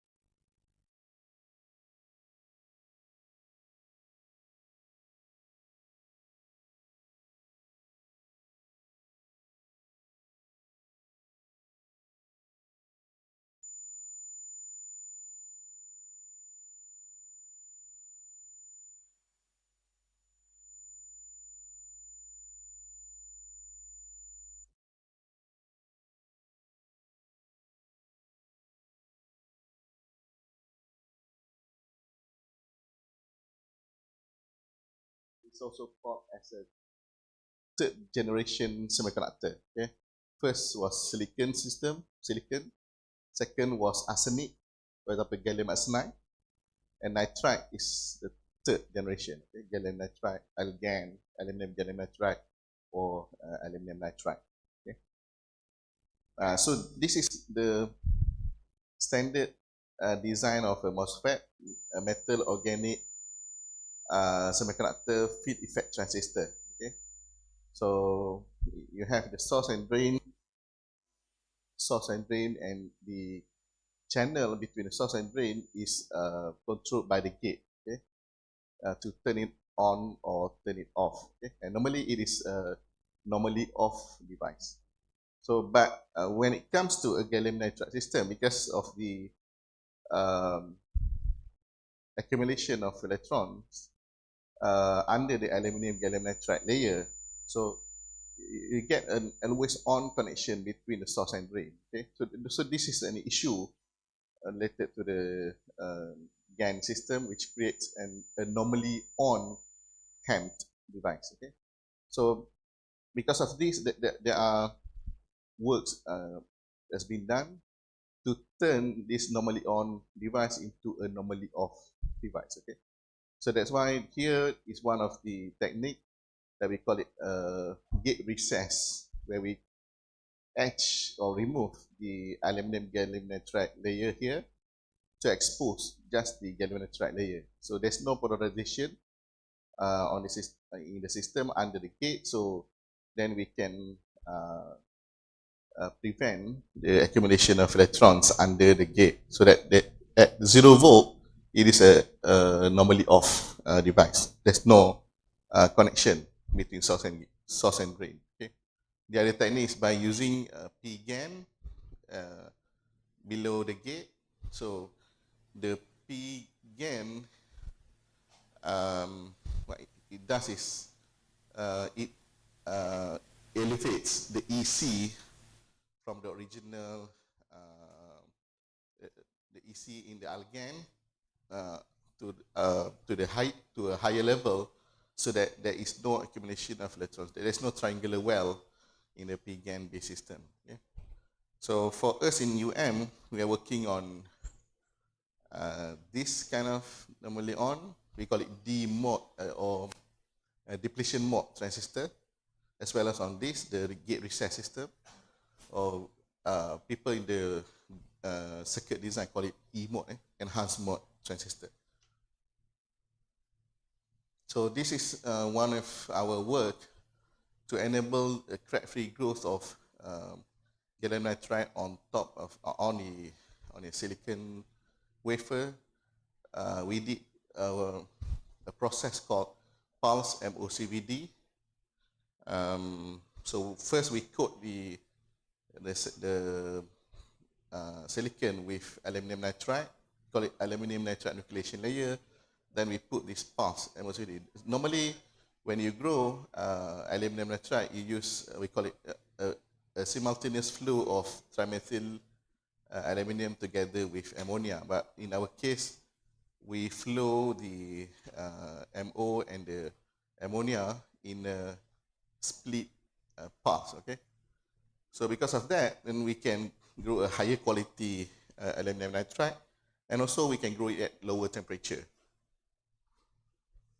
And this is also we tried combining the pulse MOCVD buffer, this technique, together with what we call it a stack graded Allergen buffer, one type, and then the other type is straight layer superlattice Allergen buffer. Okay. So this is what we get, a photo of the wafer with crack-free. There's almost no crack in the center, no crack on the center, and almost no crack on the edge, even on the edge of the wafer. This is a result by using the aluminum nitride together with the superlattice buffer. Also no crack in the center of the wafer as well as the edge. So it's very nice. Okay? If you look at the photo here, this is the reflection of handphone used by the student to take the photo. So we also benchmark the result that we have with commercial wafers from Powerway. Powerway is a Chinese company in Shenzhen. So it's roughly, we have a roughly similar or equivalent data with the commercial wafers coming from that company. Also, based on what we got, we had crack-free GaN on silicon, so that once we have that, then we put Allergen layer, and then we put metal, the source, gate and drain on the wafer to turn it into a working device. So this is what we call a D mode, depletion mode transistor. So this is the actual photo of taken from the top of the wafer, and this is the IV and IGVG gate. This IV, and this is between source and drain, and this is the where we see the turn on voltage of the gate. And if we extend this line, then we can see what is the V on of the device. So this is a depletion mode device, so the turn on voltage is in the negative region. Okay. So we benchmark with commercial wafers from not just commercial but also from other reported wafers. We still have problem with the low mobility in a wafer on silicon, but we also did similar process on sapphire wafer, and the sapphire seems giving a good result, equivalent to other reported results. Also, together with industry, CRES and Silterra in Malaysia, we did E-mode fabrication of gate recess device. So in here, we have to cut the Allergen to make it a normally off device. Okay? So this is I think we just received the data around June, July this year. So this is the gate turn on, and this is the IV for the source drain. And from here, you can see that the turn on voltage is in the positive region, so it's roughly 1.6 volt, and the saturation of the current is quite high, so roughly around 260 milliampere per mm, which is equivalent to what is reported by other groups as well. Also, I want to mention here about our activities related to light emitting diode that we did together with University of California at Santa Barbara, UCSB. So we had it was a 73 million project approved by the Prime Minister of Malaysia back then in 2016. So the reason why we have this project was to enhance the LED manufacturing in Malaysia and to attract the companies, the LED manufacturers, to invest in Malaysia. Okay? So back then in early 2000s, the 2010s, around that time frame, in Malaysia we received a lot of bad LED chips coming from Chinese manufacturers. It's very cheap, but it's not very efficient. It's cheap because we are third world country, so all these people, they dump non-efficient LEDs to Malaysian market, and it creates a big problem because the manufacturers, especially Osram and Philips, are doing a very proper LEDs with a proper process, and of course it's expensive. So also in the consumer market, we are flooded with low quality LEDs. So that's why the government has decided to not just to bring investors in, but also to enhance our local capability to produce high efficient LEDs. That we want to bring it up to from a normal roughly 100 lumen per watt to double to around 200 lumen per watt in 5 years. It's a very ambitious project. That's why they give a lot of money. And this is the design of the LED, the fabrication process, the packaging, and this is the blue LED for testing. And then we're putting phosphor into the cap, into the package, yellow phosphor. So when you combine blue with yellow, you'll get a white light. Okay. So across 5 years, starting with just early in the early stage, we got just 8 lumen per watt. Industry standard is around 100 to 120 lumen per watt. We want to increase to 200.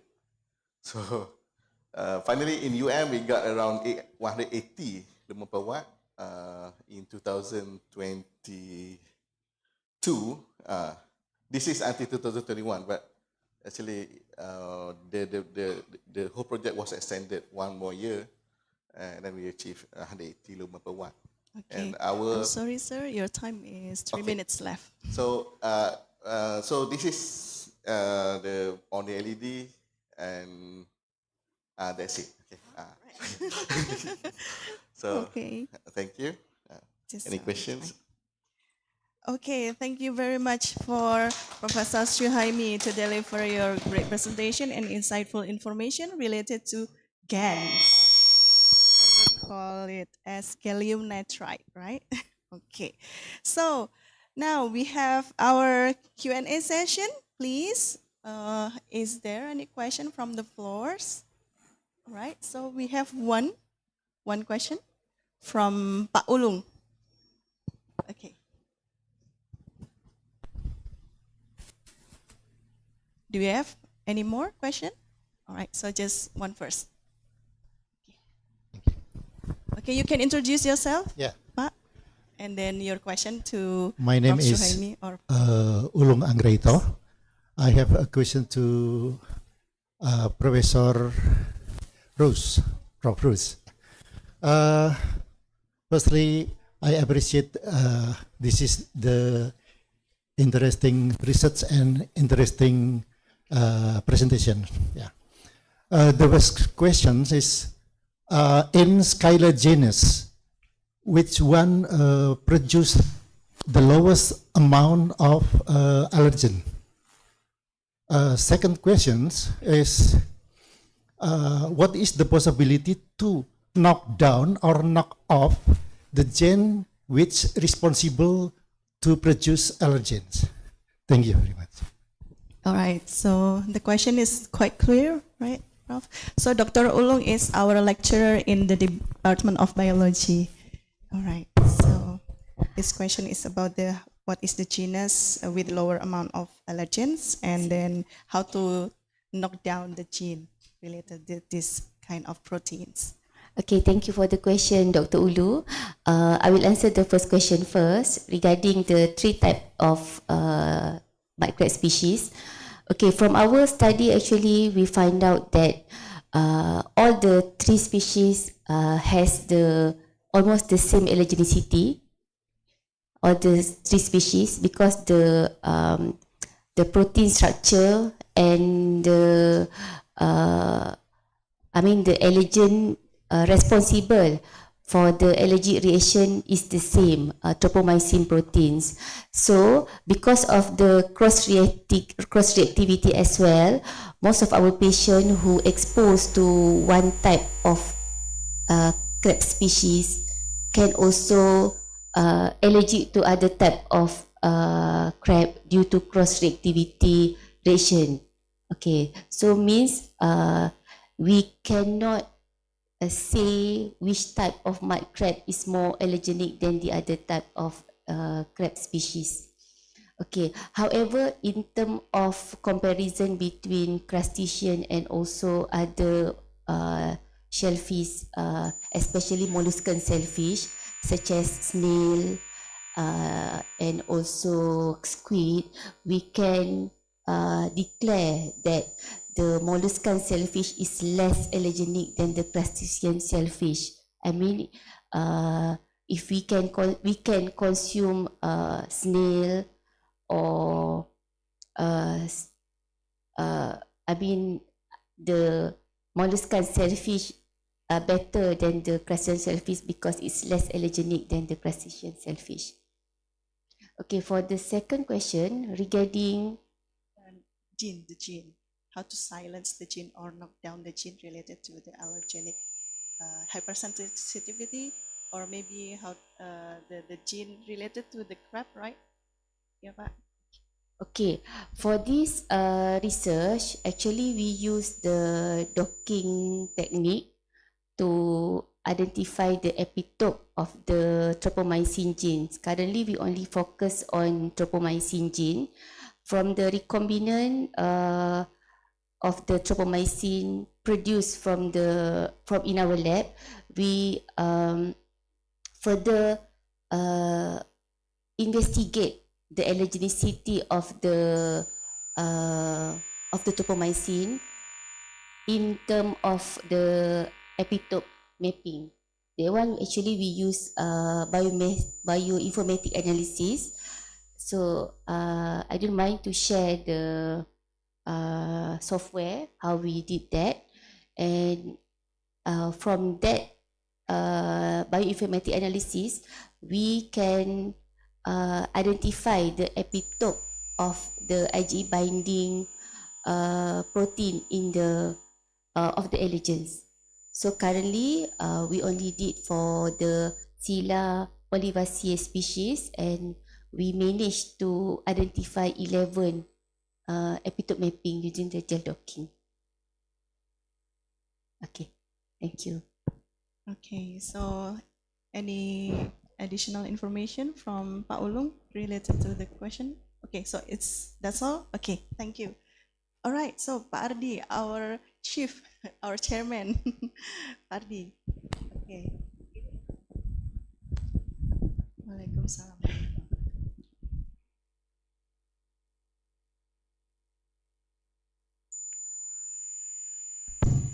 Bismillahirrahmanirrahim. Assalamualaikum warahmatullahi wabarakatuh. Kak Ros, I was a crab eater like crazy. I mean, every time I eat kepiting, maybe 3, 4, I can eat all of it. But now, maybe only just one crab, and then my skin become itchy and become red. I don't know what happened with me. I mean, what should I eat before eat crab or after eat crab, so that my body is okay with eating with crab. Thank you. Thank you for the question. Okay, thank you for the question, Doctor. Okay, okay, regarding your, I love this patient. He can be one of our patient actually to test the crab allergenicity. Okay, regarding the allergen status of the patient, usually patient who allergic to one type of crab will be allergic to other type of crab as well. And not only that, the patient also can allergic to any other shellfish species as well as aeroallergen. I mean, if you are allergic to crab, you have tendency to always in the morning sneezing, cough after we wake up from our bed because of the house mite that we sleep with. Okay, so but usually in hospital for this patient, because we know the crab is very delicious, we love that. However, because of our status, usually the doctor we can prescribe antihistamine medication to help the patient, and we don't recognize patient to consume that every day without any symptoms. So usually we recommend patient to immediately consume after you consume the antihistamine. Okay, after you consume the crab, not before, unless you have severe allergic reaction, such as you have dermatographism, itchiness all over the body, but you really want to eat that crab, then the doctor will prescribe the antihistamine earlier, so that you can tolerate with that. You know the histamine in your body will be neutralized by the antihistamine. Then you can consume the crab without any symptoms. But for the patient, for example, in our skin prick test, we have usually in our clinic we stand by the antihistamine medication. After the patient, we introduce the patient with the allergen using the skin prick test, as we showed in the video just now. So the patient that have allergic reaction to that particular allergens can experience from mild to severe anaphylactic reaction. I mean, we have also patient which after we did the skin prick test on the skin of the patient, they have difficulty of breathing. So at that time, we immediately give them the antihistamine, or if it's very extreme symptom, we will inject with the antihistamine. So in the case for Dr. Adi, don't worry Dr. Adi, you can always keep the Piriton in your Piriton or any other antihistamine, and you can consume that crab without any symptom if you consume the antihistamine after you eat the crab. That's only my recommendation. Okay, but don't because of your allergy, because we love crab. I also love crab because of the delicious of the the muscle and also the meat. So just enjoy the food. I can just say just enjoy the food, but don't forget the antihistamine. Okay. Okay. The most popular antihistamine in Indonesia is CTM. CTM, Bapak. Yeah. Yes, you can directly consume after you eat your crab. But the side effect is sleepy. Yes, sleepy after consume this medicine. Yeah. Usually we Also antihistamine that not sleepy, such as cetirizine. Okay.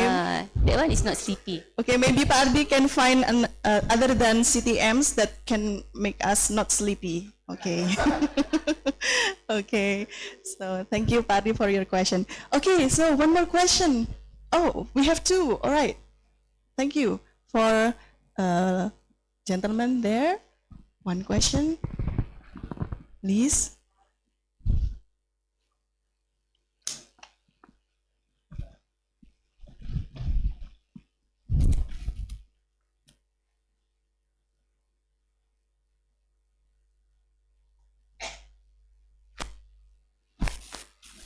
Okay, please introduce yourself and then your question. Assalamualaikum warahmatullahi wabarakatuh. Thanks for mentor. I am Muhammad Rid from Dr. Program Mathematics ITB. It's usually if the difficult topic there is no one who ask. Jadi Prof. Suhaimi, so your question goes to kalau topiknya sulit tidak ada yang ditanya. Okay. So I want to ask to Mr. Suhaimi about the semiconductor, right? How about the radiation effect in semiconductor that you develop? Can you repeat? Can you repeat? How about the radiation effect in semiconductor that develop? Oh, okay. Maybe I can catch the question. This is related to the semiconductor that you develop. Okay. Is there any radiation effect, or how is the radiation? Maybe do you have any analysis on this related to your? Essentially, this is power devices or even like emitter diode. There are no radiation effect at all coming out from the device. Even if you look at LEDs, I think all our lights today for the whole room is made of LEDs. They're just using the blue light, and then the blue light would go through a layer of phosphor to turn it into a white light.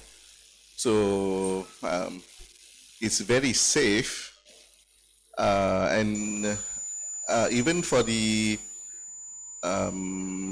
transistors, for the transistors now, if you are using 5G phones, the radio frequency produced for 5G networks are actually using gallium nitride, because the gigahertz, the frequency that they need for 5G communication has to be in the 5 gigahertz, 10 gigahertz range. That cannot be done using traditional semiconductors. I don't think that there are issues with that. Maybe some, I don't know, environmentalists might, try to create issues with frequencies. But yeah, even if microwave is very safe. So the high frequency, I don't think, and it's never been an issue regarding safety or radiation. So I think, yeah. Okay, thank you. That's my answer. All right. Okay, thank you for the question. And another one, we still have one more question. Okay, Ibu Eliana, Dr. Eliana.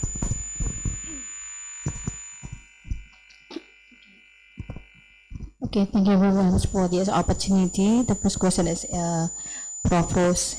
Yeah, I'm very interested with your slides very much, and I just wonder, is there any relationship between the allergen with the psychological aspect? Because due my experience, my husband is very allergic with the shrimp for the first time married with me, and now sometimes I put a little piece of shrimp, and then I put it in kind of a cuisine, and then he can identify the shrimp, is it? Because once he eat the shrimp, and then he feels so itchy and all over the body. And right after I explained that it's obstacle for me that I cannot enjoy the shrimp with you, then just try. Then I tried to make another cuisine recipe that's still in using the shrimp ingredient, and then day by day and bit by bit, now he become a seafood lover, so we can eat together. So the question is there any specific relationship between the psychological effect with the allergen that can happen or occur to someone? And the second question is to Prof. You know that the gallium nitride is very spread on a very long time, explored by the physicists. But I still wonder, do you in your laboratory also explore the rare earth materials and use it to expand their functional for the technology? Thank you. Okay, so the first question is goes to Prof. Rose. Any relationship between the allergic reaction and the physiological effect? Yeah, psychological. Okay, our body actually is very intelligent in manipulate something because of our brain, and that one possibly can occur because due to the psychological approach. However, maybe I can comment this on antibody itself. Okay, allergy is actually occurs because of the reaction of our body to the allergen through antibody IgE. IgE actually, we have 5 types of antibodies, and antibody IgE actually is the IgE that's responsible to trigger allergic symptoms. But at one time, maybe we can also any person that have allergy before, is maybe after sometimes the allergy will change to other allergens, or it will disappear. But actually it's not disappear, but our antibody that respond to that allergen change from Ig to IgG. So IgG has no interaction with mast cell or basophil. That's why there will be no degranulation of mast cell that can cause allergic reaction. So that's why our body tends to change the antibody from IgE to IgG. That one can be occurs especially in the patient that sometimes we say I allergic to this allergen, but after some time, after you consume it too many, your body will get immune to that particular allergen. But actually it's not immunized by banishing all the antibody in your body, but our body will change that from IgE to IgG. And one more thing, actually, we can also change. There is one term we call it as allergy match. I mean, when we are as a children, usually children will allergic to other type of allergen, such as to fish, egg, milk. But after sometimes when they grow older, become teenager, they will allergy to seafood, house dust mite. That one we call it as allergy match. Means our body tends to change. You still hypersensitive. You still have hypersensitive status, but our body have changed their response to that type of allergen from allergy to milk and also egg in the younger age to house dust mite and also shellfish in the older age. That's how our body react to allergens. Very special and very interesting topics or research to study. That's why I really love this topic.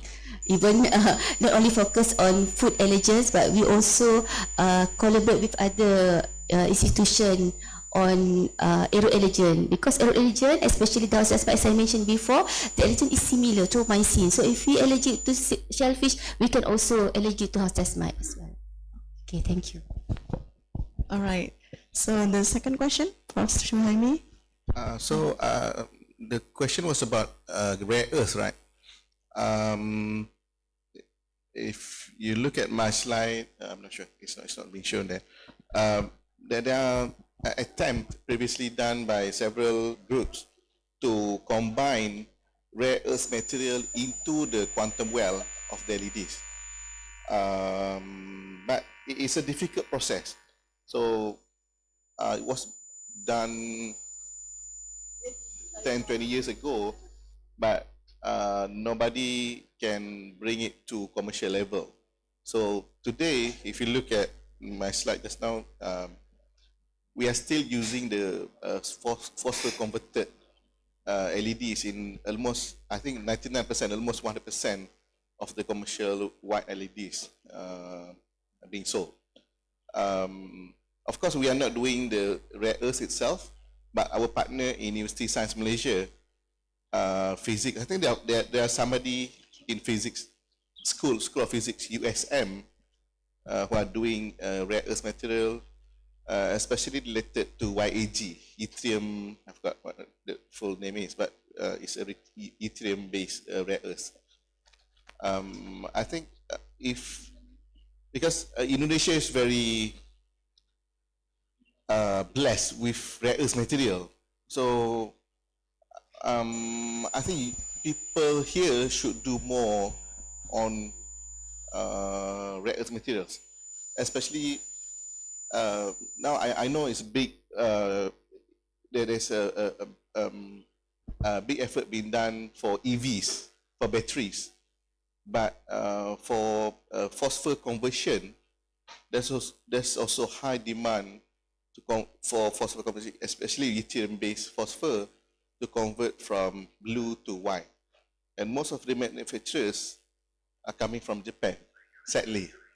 Even though most of the rare earth materials are coming from Indonesia and Southeast Asia, but all the biggest profit people who make profits are Japanese. So yeah, that's my opinion. If somebody can, lead the effort here in Indonesia. All right, so that's the end of our Q&A sessions. If you have any questions still in your mind, you can drop the email to Prof. Rose or Prof. Shuhaimi that I mentioned earlier in the introduction. Okay, maybe you can also ask the committee to get the email address if you missed that information. All right, so thank you for all speakers in our first session, Prof. Rose and Prof. Shuhaimi, and very big applause for them. Okay, thank you. So you can kindly return to your seat because we have the next session, the second session. Okay, thank you very much. Okay. So we will have the token of appreciation, so I will pass to the MCs. Okay.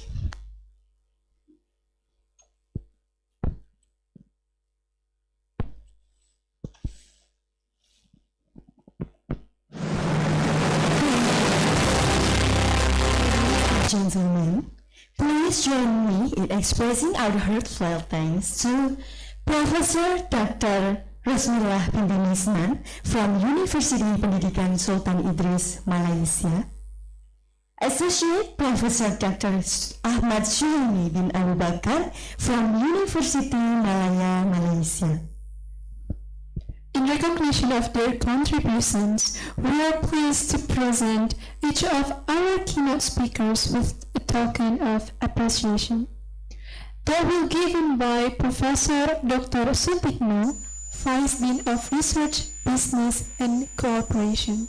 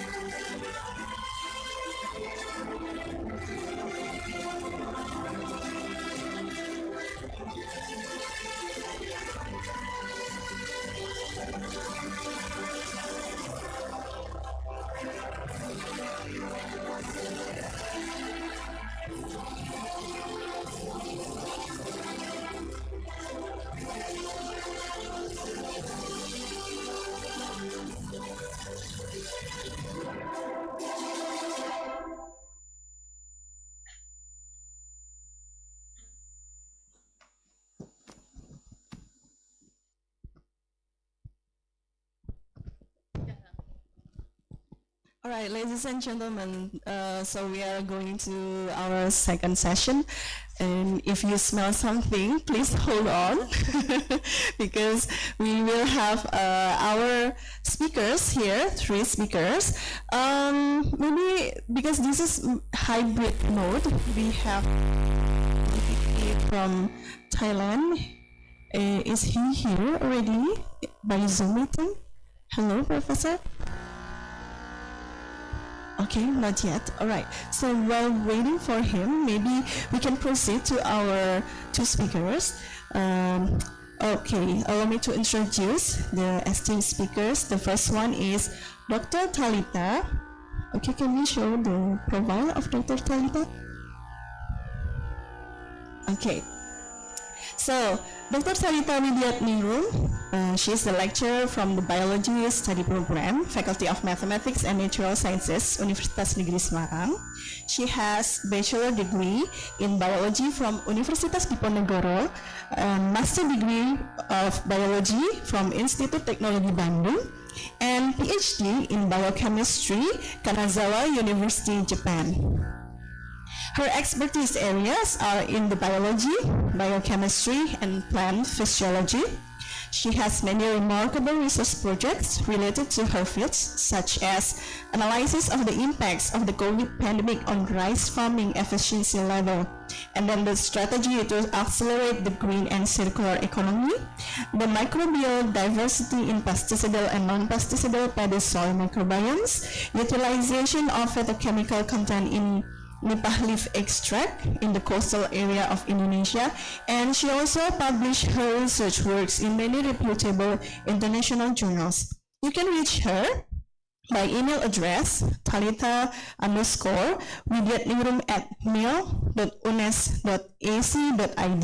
All right, so allow me to welcome her and join us in round of applause to her.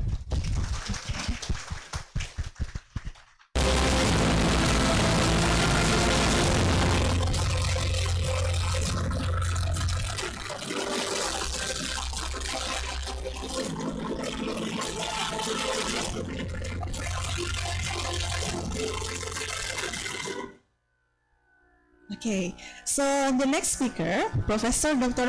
Khairuddin Nur Arshad. He is a professor at the Faculty of Faculty of Electro-Engineering and Technology, and a research fellow at the Institute of Nano-Electronic Engineering, University Malaysia Perlis. For the management position at the university, previously he served as the director and dean at the Center for Graduate Studies. He holds the bachelor degree honors in electrical engineering or mechatronics from UTM, MSc in microelectronics from UKM, Malaysia, and Doctor Science in nanoelectronics from the Nanoelectronics University Catholic de Leuven, Belgium.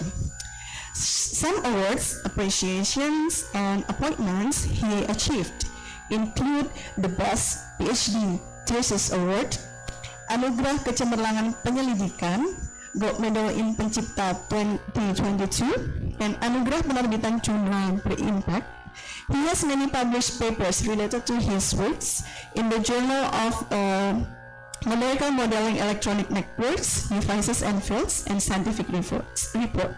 You can reach him by his email address, moh.khairuddin@unimat.edu.my. Alright, so ladies and gentlemen, please join me to welcome Professor Dr. Moh Khairuddin Moh Arsyad.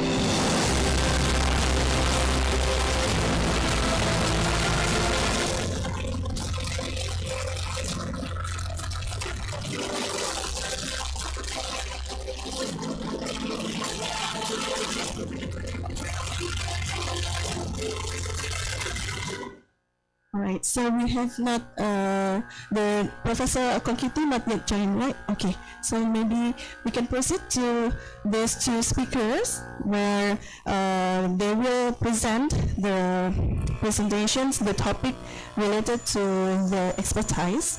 For the first speaker, Dr. Talitha Widyatningrum, she will deliver her topic entitled Harnessing with Soil Microbiomes, Bacterial Capabilities in Auxin-Mediated Plant Growth Promotion. So, Dr. Talitha, how are you? Okay. So, maybe are you ready for presenting your topic? Thank you very much. Okay. So, 25 minutes. The time is yours. Okay. Thank you, Ms. Vidya.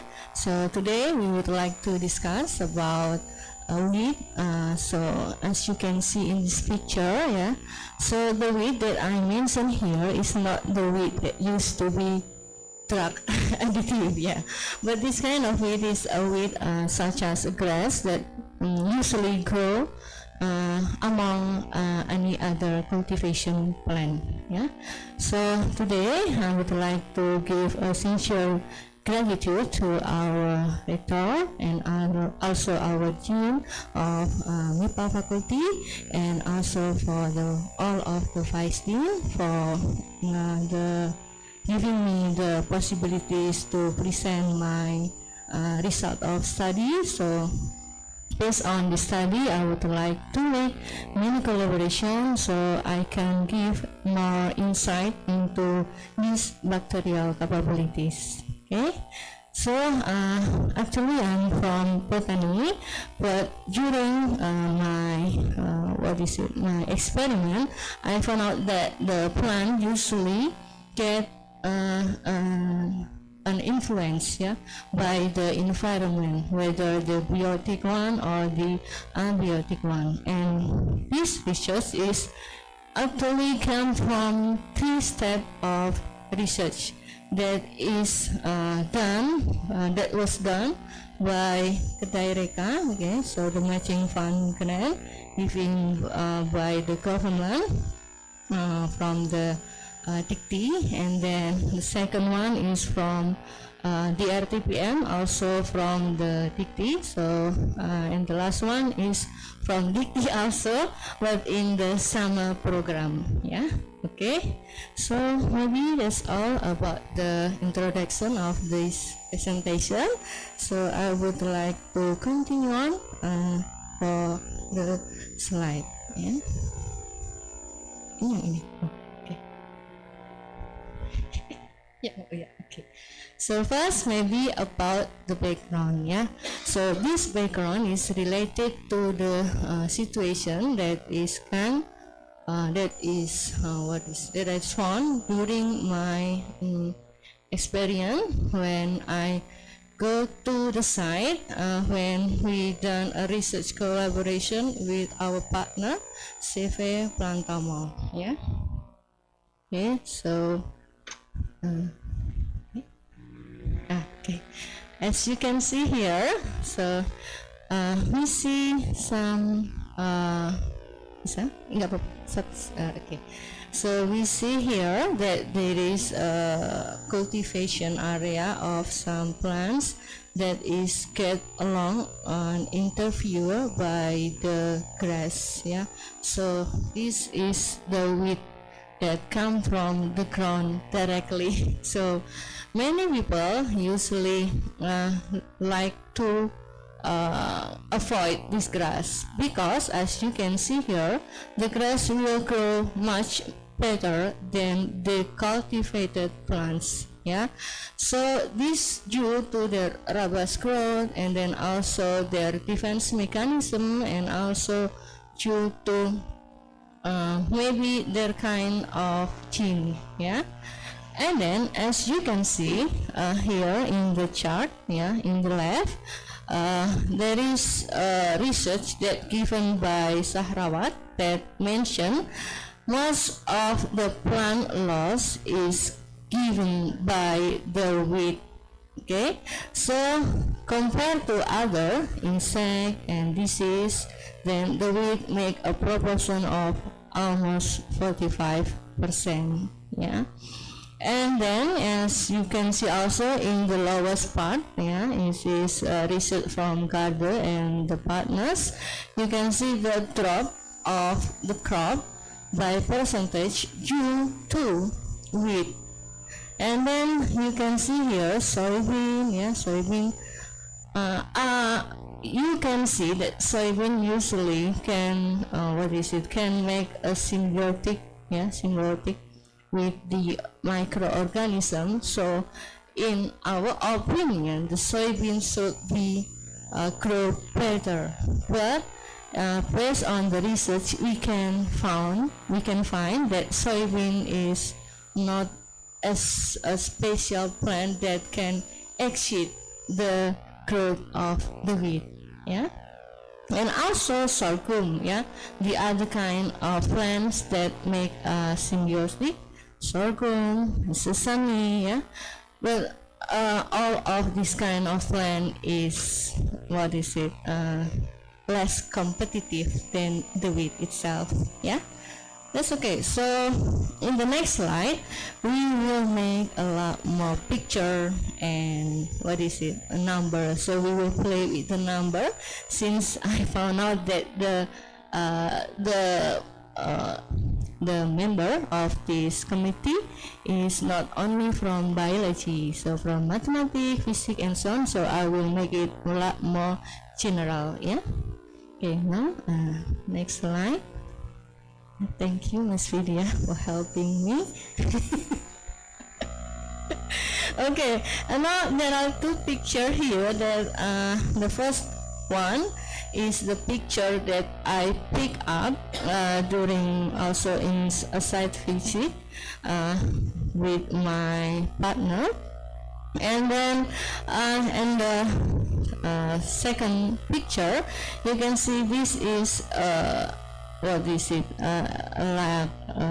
plant, yeah, a cultivation plant that is infected by a virus. Yeah, actually I found out itself in Boyolali, yeah, in central of Java, in the area of the lowest part of Merapi, yeah, Gunung Merapi.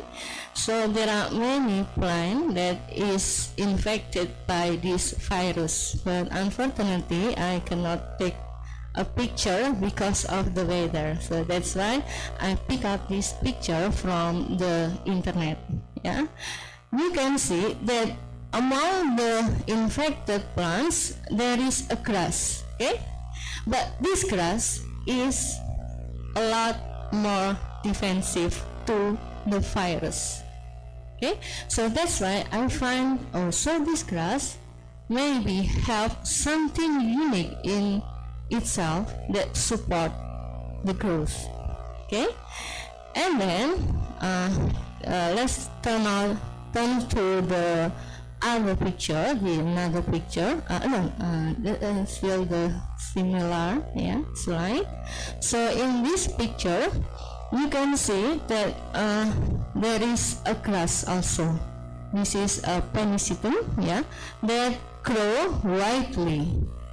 We know with no help of the human, yeah, but the area. So this is Patang Industrial Park, yeah, a new park that is made by the government to make industrial city. Yeah, so many industry will make the building in this area, and our partner is working on the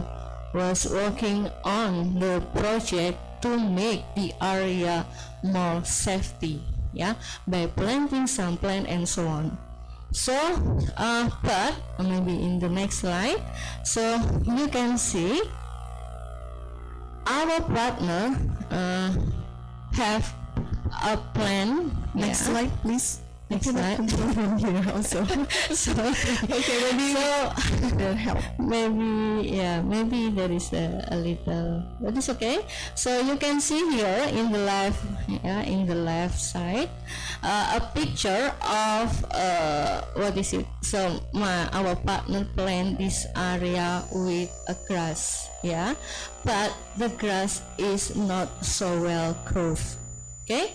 We have to try to support the growth, for example, by giving them some water and then also fertilizer and so on. So in this case, I make a mind that maybe the grass itself that is naturally growth will have a better growth than the cultivated grass. Okay. So then, as you can see here, so also a method that is done by our partner, we pick up the soil, okay? So not planting the grass or the weed by itself, but we use the soil. So it means the soil must be the one that make the plant or the weed grow more better than the other cultivated plants. Okay, so next, in this case, I would like to do a research. First is trying to make a study regarding the soil. Okay, for the soil, maybe because have many bacteria, but to detect the bacteria is not so easy. Just like in our body, we cannot detect all of the bacteria in our body. So that's why I will employ a metagenomic analysis, because only in a sample we can detect many bacteria. And this metagenomic analysis is using the next generation sequencing, so it's so fast. We can gain the data in only a month or 2 months. Okay, and then in the second one, I try to conduct an in vitro study to isolate the bacteria. Maybe not all of them, but we try the best. Okay, we try the best to isolate bacteria and measure the auxin production. Okay, so then after we get the amount of the auxin, we can get the most bacteria with the highest auxin. So that's why in the last part we will analyze the genome to detect the kind of the bacteria and also the IEC gene. Why we use the IEC gene? Because the bacteria will take the auxin from inside the body to the environment through this protein. So the IAC gene usually combine to the bacteria membrane. So it's kind of a protein transport. So then let's go to the result. So the first result is the NGS. Next.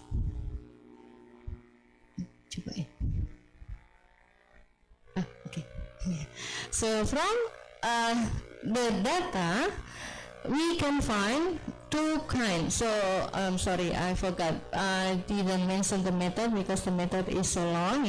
So the method will be explained together with the result. So actually, I pick up two areas. The first area is the soil that is found to the root of the weed or the grass. And the second area is the poop soil, means that the soil that is not related to the plant, so there is no symbiosis with the plant. And based on these two samples, we found out that the root bone, so the one near the grass or the weed is having a lot more number of otus. It means it is more complex, the bacteria is a lot more, variety than to the root soil, okay? And then there is around 300 among them is similar, So based on this, we try to detect the diversity, and we found out that the diversity of the root bone is also a lot more higher compared to the book one. Okay, we use many, so we can see here the 4 kind of diversity index that we use, all of them, so the number of a higher abundant diversity of the root bone sample. Okay, now next. Sorry. So this is the relative abundance of the class. So after we get the bacteria, then we try to make it more clearly based on the taxonomy. First one is the class. Based on the class, you can see here the book soil have also much more actinobacteria and alpha proteobacteria. Maybe, in my opinion, these two bacteria support by the plant itself due to the need of carbon. So maybe they have to create a lot more energy based on the carbon that is released by the plant. So they cannot live by themselves, maybe, because we do not get the kind of alpha proteobacteria and actinobacteria yet. Okay. And we can also hear that you see bacilli. Why I put on the bacilli, because in the next step we will try to isolate the bacteria, and most of the bacteria is bacillus. Even though it's so small, but it is a lot more easy to be isolated than the other kind of bacteria. The bacilli also have a higher number of relative abundance in the root bone than to the root soil. So we can make an assumption that maybe in the root bone sample the bacteria can a lot more a lot more convenient environment for them to grow due to energy, maybe due to the defensive against the stress and everything. In this case, they also support the plant growth. Okay, next slide. And then after this we go to the order. So this one is the heat map, but maybe it's not so convenient to be read, so we can go to the next slide because I already made the table. So this one is the table. You can see here that rhizobiales. So if you for biology people, we know that rhizobiales is usually a kind of bacteria that will make a symbiosis with the plant. But in this case, surprisingly, in the brook soil, the abundance number of rhizobiales is a lot more higher than the root bone. It means that rhizobiales is not dependent to the plant, but the plant needs the rhizobiales. So in this case, maybe the plant will release some substance to induce the rhizobiales to go inside their root. And then we can also find here some other higher kind of bacteria, that is Micrococcales and Frankiales, and based on the literacy study and also Propionibacteriales, the three of them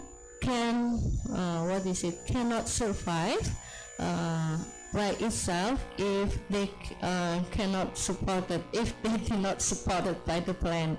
So they need the plant to help them to get a survival. Yeah, and then in the book soil, we can find that Frankiales is a lot more higher than the other one. Yeah, so maybe this is due to the supporting growth of the Frankiales by itself, so it can it can grow during the heat.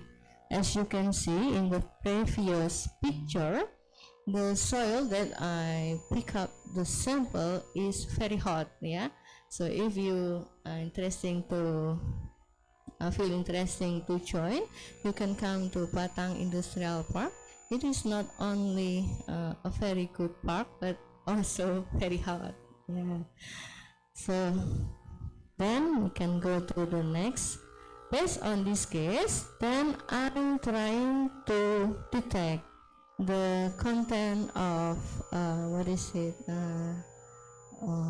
nutrient, of both of the soil, and we can find that the root soil have many you maybe do their leaf that falls onto the ground, and then also maybe their root that maybe no longer be used, and it can become a place for the microbacteria to grow. And then based on the nitrogen, as you can see here, surprisingly the root plant soil have a lot more nitrogen than the poop soil.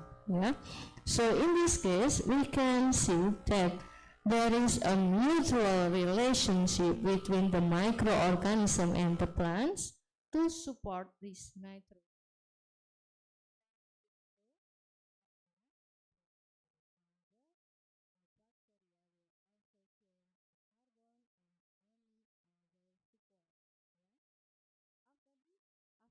Isolation, we can see that some of the bacteria can produce phosphate and phosphate and potassium. Okay, 3 minutes left. Okay. So, so this is okay. We will make the phylogenetic the bacteria that is found, and we can find out that Unibacter and Anicalopters is special found in the root plant. And then this is the capability of the bacteria due to supporting the plant growth. So we can find many enzymes inside the bacteria. And then in the in vitro session, you can see here many capsules that we found that and they also have the capability to fix nitrogen and solubilize potassium and also calcium. And you can see here in AC2, AC2 strain has many capabilities, so it has all of them.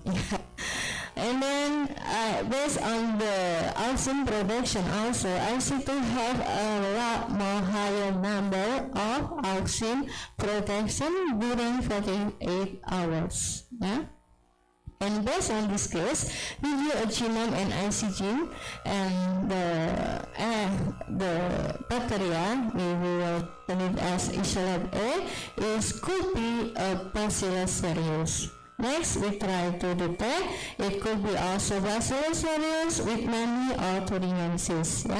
So that's why we can. So this is what I want to share to you.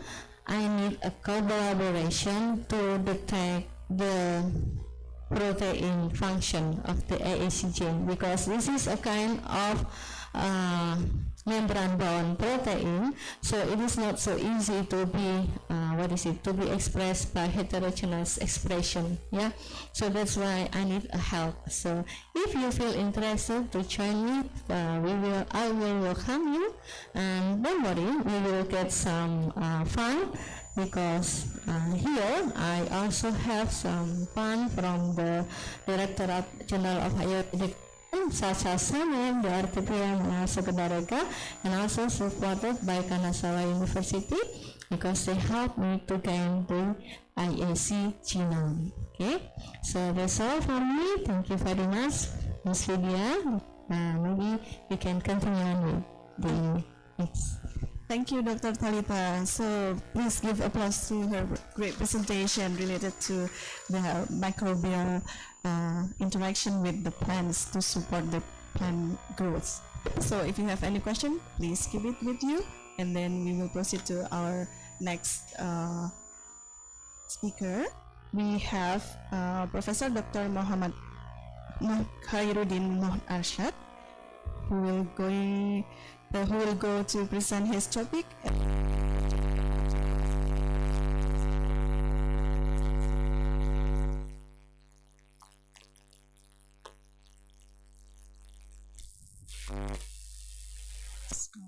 You will use this computer? Okay.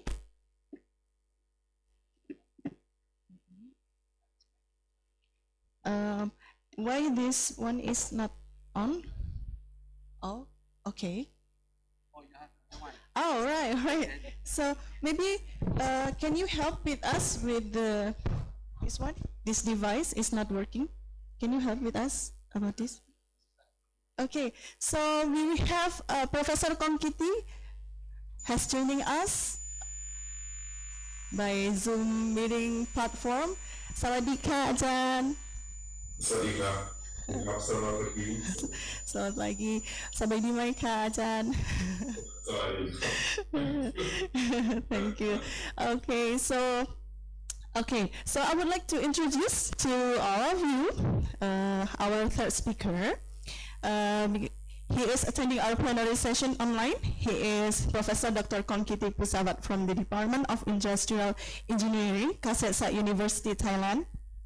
Currently, he is the chairman of Education and Skills Committee of the Joint Foreign Chamber of Commerce in Thailand, Thailand's Board of Trade.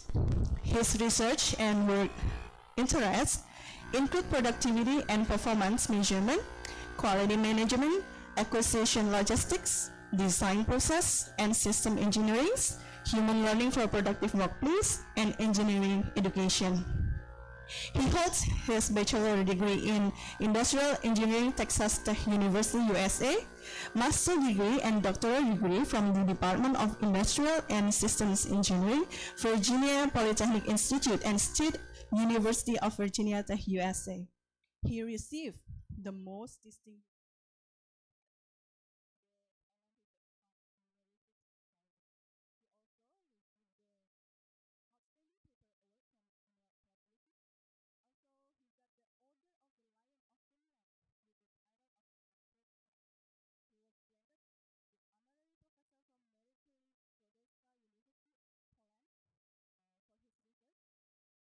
also the Knight Grand Cardon Special Class from the Order of the White Elephant for his career in Thailand. And he was recognized as the visiting distinguished professor and researcher by International School for Social and Business Studies, Slovenia. You can reach him by emailing to fangkkp@ku.ac.th. Right, so please welcome him from here by giving a very round applause. Welcome to ICMSE, Professor Kongkiti. Yes, thank you very much for your invitation. Okay, so we would like to proceed for our second speaker first, sir, and then continue by Prof. Kongkiti, because we still have one speaker here to deliver his presentation, Prof. Khairuddin from Malaysia. All right, so okay. So I will get my points and thank you. Okay, take your time, sir.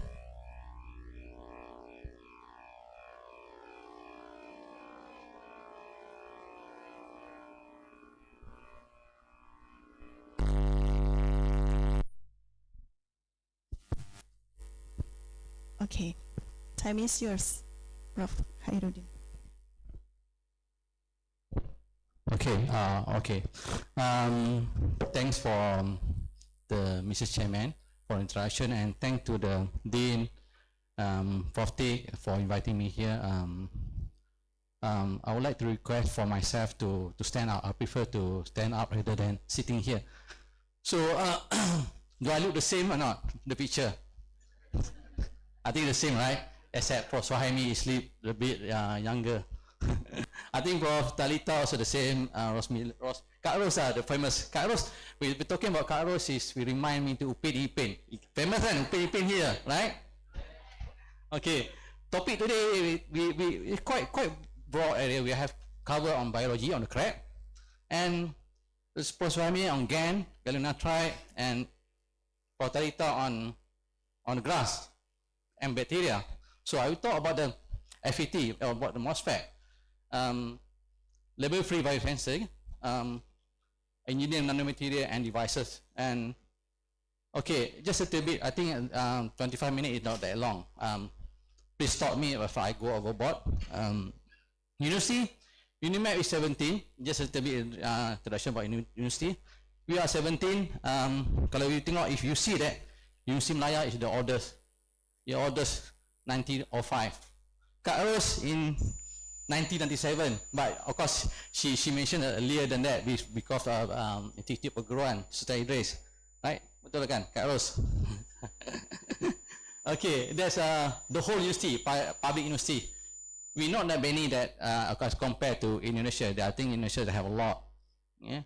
So, that's the journey. So, from the north, see, it took me 56 hours. I had to take a bus, and maybe a car, and then boat to Belitung Island, Bangka Belitung, and then go to back, and then at the end I arrive here. But that's not the way, right? I took the plane from here and from my north part to Kuala Lumpur and then to Yogyakarta. But the journey from Yogyakarta to here is a bit challenging. It's just like macam ular kan orang pergi bahasa. 3 hours plus. That's our university. Throughout, Perlis is smallest. Some people say the 14th biggest state in Malaysia. It's the smallest state in Malaysia. From the north to the south is about maybe 1 hour. It's small. And population is about 200,000. And we are located everywhere, most of it. And we are the center, the main permanent campus is here, Papuntra. And Positive, he have done, last time it's clean room at Kuala.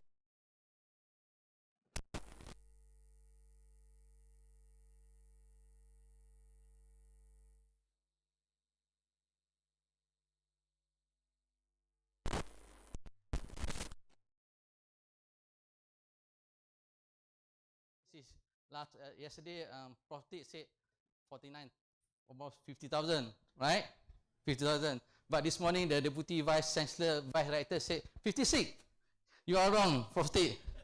56,000, it's not 50,000. Maybe because a new student, right? We are not many. So, Institute of Nanoelectronics, last time, our director, Prof. Huda, Prof. T, supervisor, and he's retired.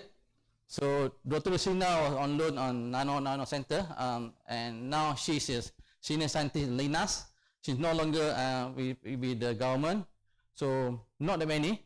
So now remain 2 professors, that's me and Prof. Subhash, which is biotech. I'm electronic, and the rest is the team. Okay, this panoramic view about UNIMAP. We are a new campus, not that big as UNNES. UNNES is very big. So, okay, that's a bit introduction. So I will go through this is the online, but I hope I not go overboard. So I will start with what is the biosensor biotronic, but it's the same actually. Fundamental scaling and field effect transistor. For Sammy talking about the GAN transistor. This is MOSFET. So I work a lot on MOSFET. So 2D structure and 3D structure, silicon nanowire, and I will introduce you IDE, and what I'm working now is variable sensor source gated thin film transistor. So that's in the new area. we try to explore. Okay, biosensor actually analytical device which convert biological response into quantifiable and processable signal. It can be from several sample, human sample, food sample, environmental. So, and biological sample, we can extract enzyme, antibody, aptamer, or DNA. So we can have transducer, electrochemical, optical, colorimetric, mass, magnetic. So actually we are part of electrochemical. Okay, if you go to detail, but we are not working the other transducer. So this is what we did actually. FET device, nanowire, and nanoparticle, of course some electrode. So just to make sure that transducer can convert to electric signal. FinFET transistor, just a history. I think you need to learn the history because you learn this transistor because transistor is the building block for our phone, for our computer. It started 1906 is with the triode, okay, cathode anode. This 1906. 1928, Julian Lindenfield invented, but the device for control electric circuit, but it's not. He patented, but it's not demonstrated. Okay, he just patented, but at that time is he used copper sulfide, aluminum oxide, but the problem is you don't have a good addition between copper sulfide and aluminum oxide. Okay? So that's why this even they patented, but it's not demonstrated. So until 1947, bipolar and on germanium, because even the germanium oxide have a bit, we call it defect, but still have performance. 1960, Muhammad Atala and David Kang. Muhammad Atala is Iranian. David Kang, Doan Kwang is Korean. So they found out silicon oxide provide a very good addition with silicon. They make until now is silicon dominating in the market. Kalau you tengok mana-mana pun in our transistor, in our computer is silicon based because of this discovery in 1960. So this addition very good. So 1958, of course, before that is first integrated circuit, one transistor, one capacitor. But now we have billion transistor. Okay. So benefit of scaling down into from millimeter to micrometer to nanometer. This is what we have now. Okay. So cheaper everything, and then scaling cost benefit back the market growth. That's about talking about transistor. But now this is the scaling effect. So start from planar until now, what we have now is FinFET technology, Intel. So FinFET from data from Japanese guy actually, invented by Japanese guy. So now, but after that, Intel renamed it to FinFET, something like FinFET. So this is the device architecture. If you look at the device architecture, from the 2D now it's like a 3D. If FinFET is here, so now it's more complete structure. Of course, we're not able to do it at university. This is industrial standard. We have need to have very big equipment. So we are not, even in Malaysia, we don't have it. Even Citera, their technology, the one that Sohami fabricated in power device, they have 130 nanometer technology. Then now talking about 5 nanometer technology, 10 nanometer technology. So very, very small devices. So if talking about, say that's why M1 in the Intel architecture, in Apple architecture, M1 is 5 nanometer. You just imagine nanometer. Rambut kita ni micrometer. Micro. But talking about transistor 5 nanometer. Kalau you're talking about M3, now they're using Apple technology is 3 nanometer. It's very small. So just imagine. Very small device architecture, how they fabricate, very complex. So I'm not talking about transistor for computer or phone. Okay? I'm talking about the result of the evolution or the scaling we can make use for biosensor. Okay, especially on this part. Okay, from single gate to planar U2B SOI, meaning that on a SOI device you have very thin silicon on top and very thin boron oxide, and also this architecture we can make uses for biosensing, nanowire, because of course here part is very small, nanometer range.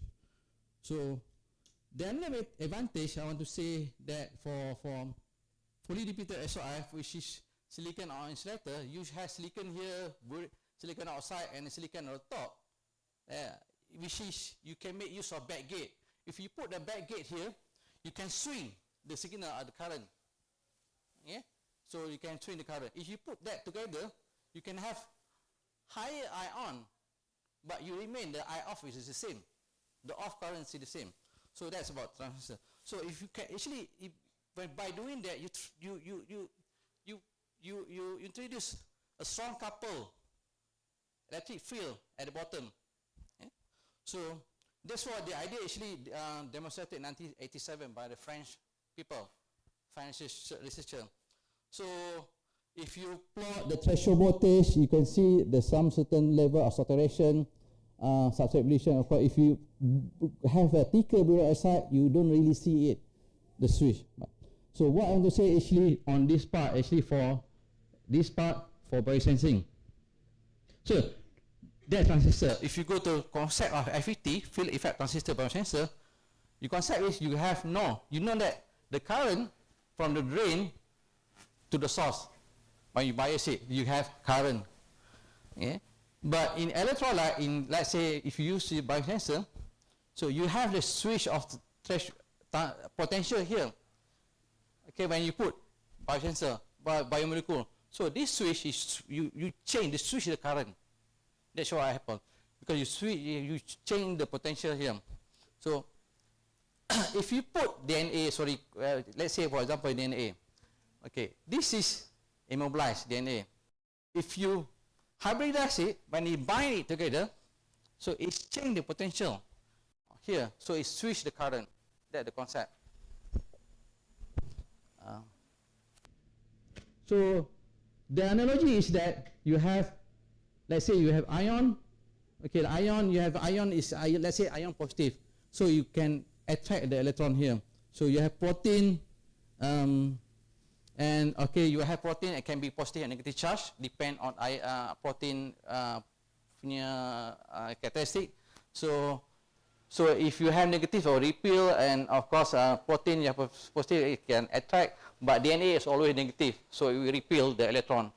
Yeah, that's how the concept. You can have it like I mentioned previously, ion, you have and DNA, nucleic acid, antibody, enzyme, and cell.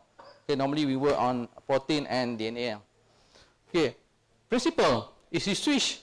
I will not go through detail, but I want to just to share that this part from the bottom up to the gate is the same, biosensor and FET, but at the sensing area is different. Charge and potential will be different. So capacitance also will be different. So we did that for zinc oxide. We put zinc oxide. This one we put zinc oxide here.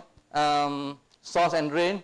This is our device fabricated. Of course, we need to modify the surface in order for antibody and antigen to interact here, to have addition on the surface. So we make sure that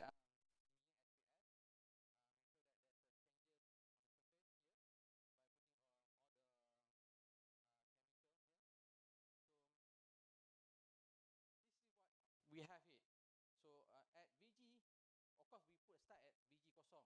So this is what we have it, and then we did simulation, check at the interface. So here is like you have a hole and you have more negative charge, more electron. So as this is what happened here. So at the surface here, you can have it, it's like not many hole.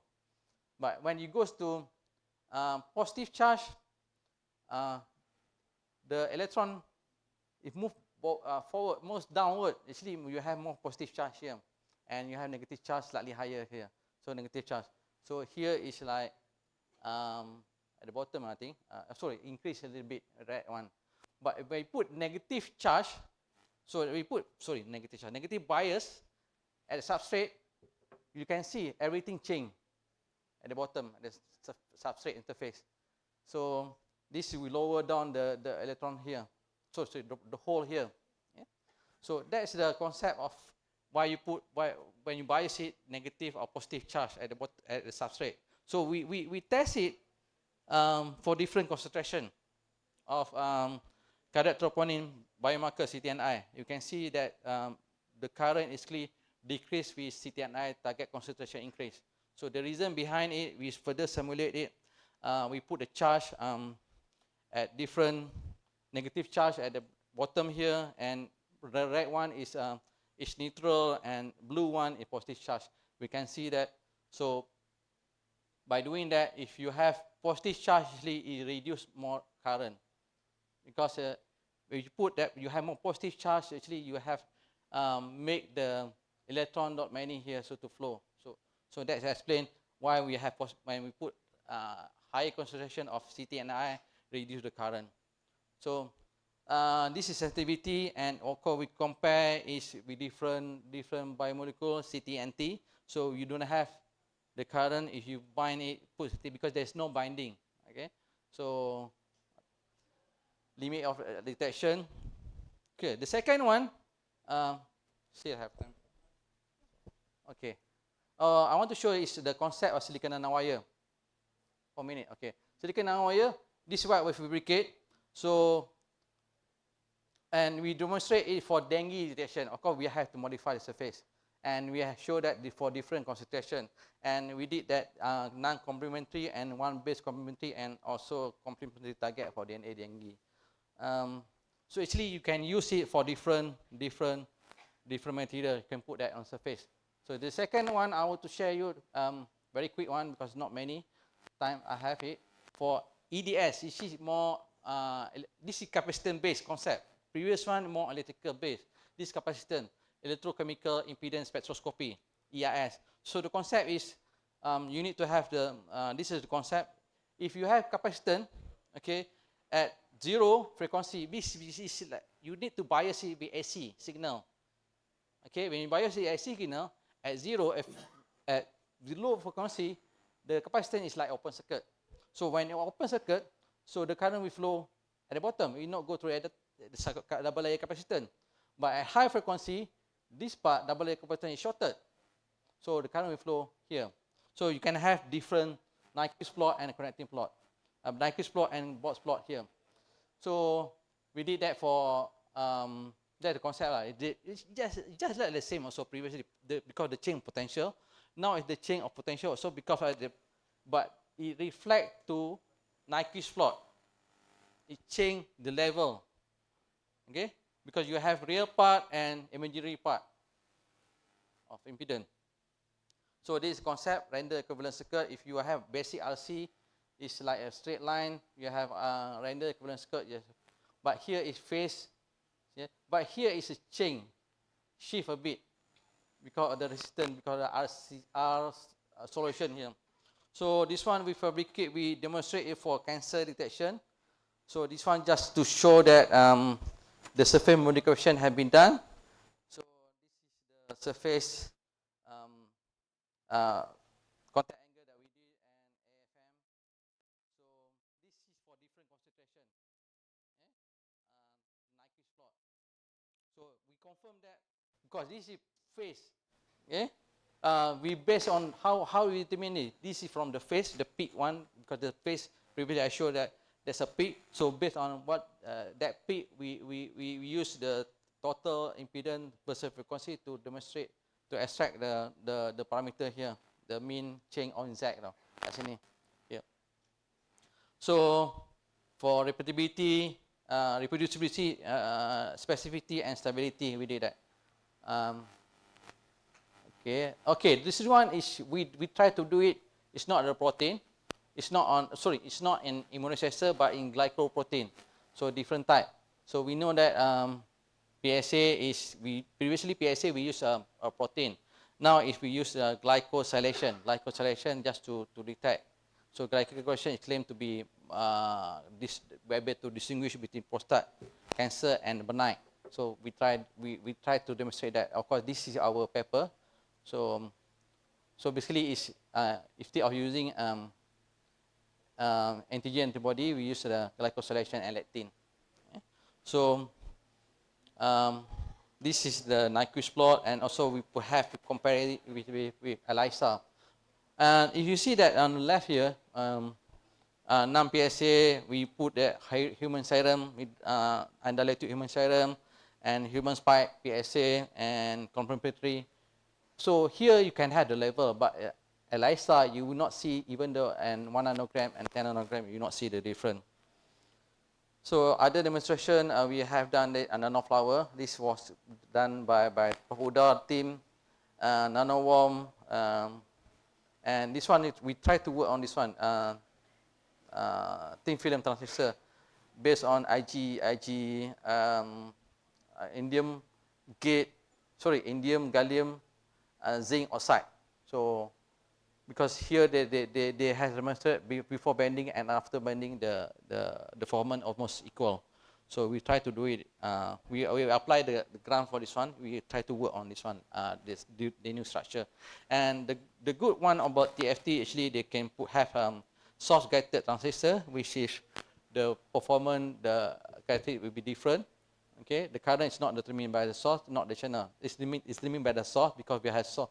As long as we have Schottky contact here, okay, instead of ohmic contact on the source, we can have like SGT behavior. So SGT behavior is more sharper compared to conventional one. So now it's almost the end, I think. So basically what we plan is we foresee the future. Instead of using conventional method to diagnose, we can have in the future is nanomaterial combination, field effect, capacity based. Even in our watch, actually, it's capacity based. Capacity based approach, the way they detect the blood oxygen level, your heartbeat, your blood pressure is capacity based, actually, the concept. So you can combine that, so you can have something like in the future can transmit to the doctor. That's the future trend, maybe. So this is my last slide. That was me when I was young. When I was doing PhD, I was almost 14 years ago. The team, Royal Society, because I have gone with Royal Society, the team I work on PSA with them, on the EIS, and on the French part, I work on EIS also, but I forgot, on PSA, but glycoprotein on the French part. And I just started to have collaboration with from Imin Song on the SGT part, on the thin film transistor. We apply for UK grant. Hopefully, it's supposed to be the results supposed to be announced in August, but it was delayed. I think we got the grant, so we can continue to work on SGT part. So that's the end. Thank you to ICMSE for inviting me. I was part of IEEE Sensor and Nano in Malaysia. Normally we organize 2 years every biennial conference. So this next year we have it again. Last year we have it in Kuala Lumpur. Thank you.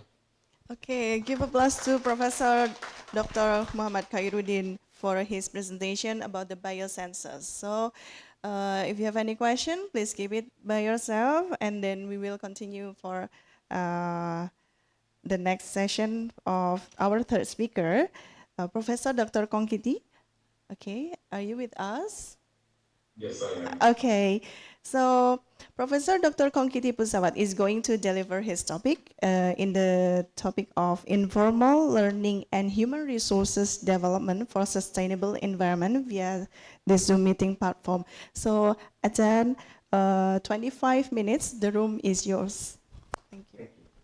May I ask for the share screen, please, if you don't mind? All right, so please allow him to share his screen. While we are waiting, I also would like to express my sincere appreciation to the Professor Abidin, as well as the International Conference on Mathematics, Science and Education, Faculty of Mathematics and Natural Science, UNNES. I have been in stop at participant.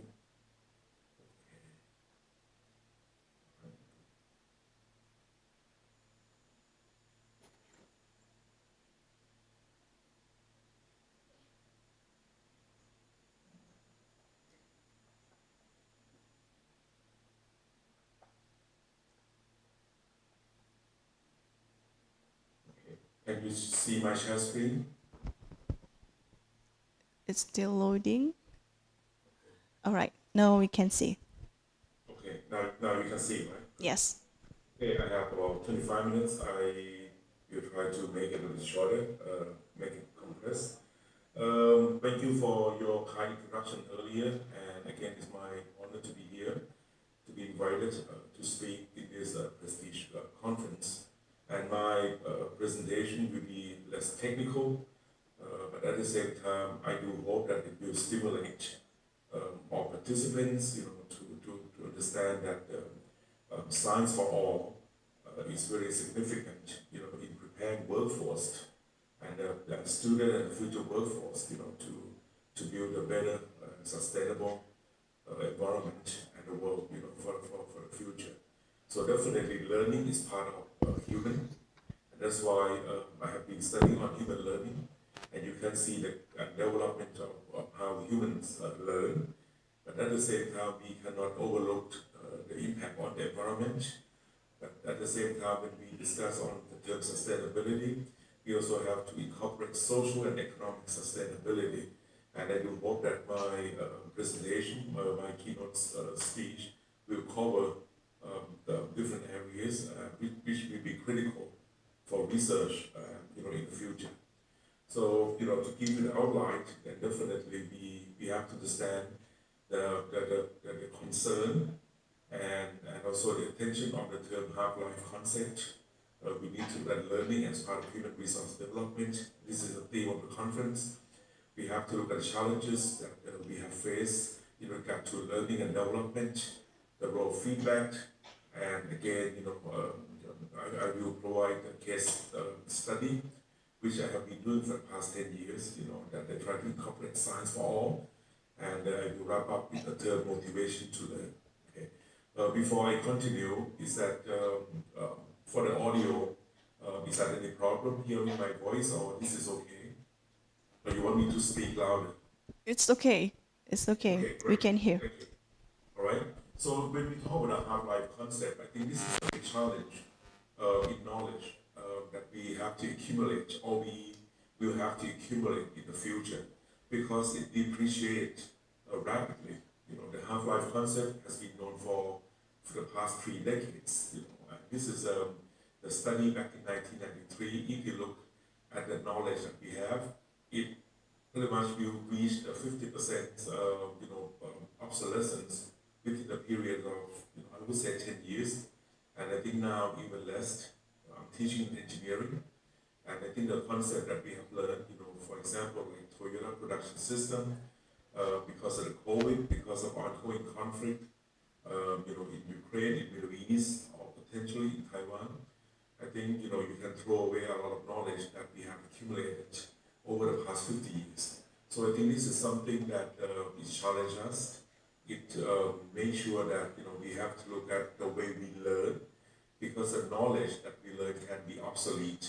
And that's why, the most important part is not about having knowledge, but is have a learning skill so that we can always acquire knowledge that we need.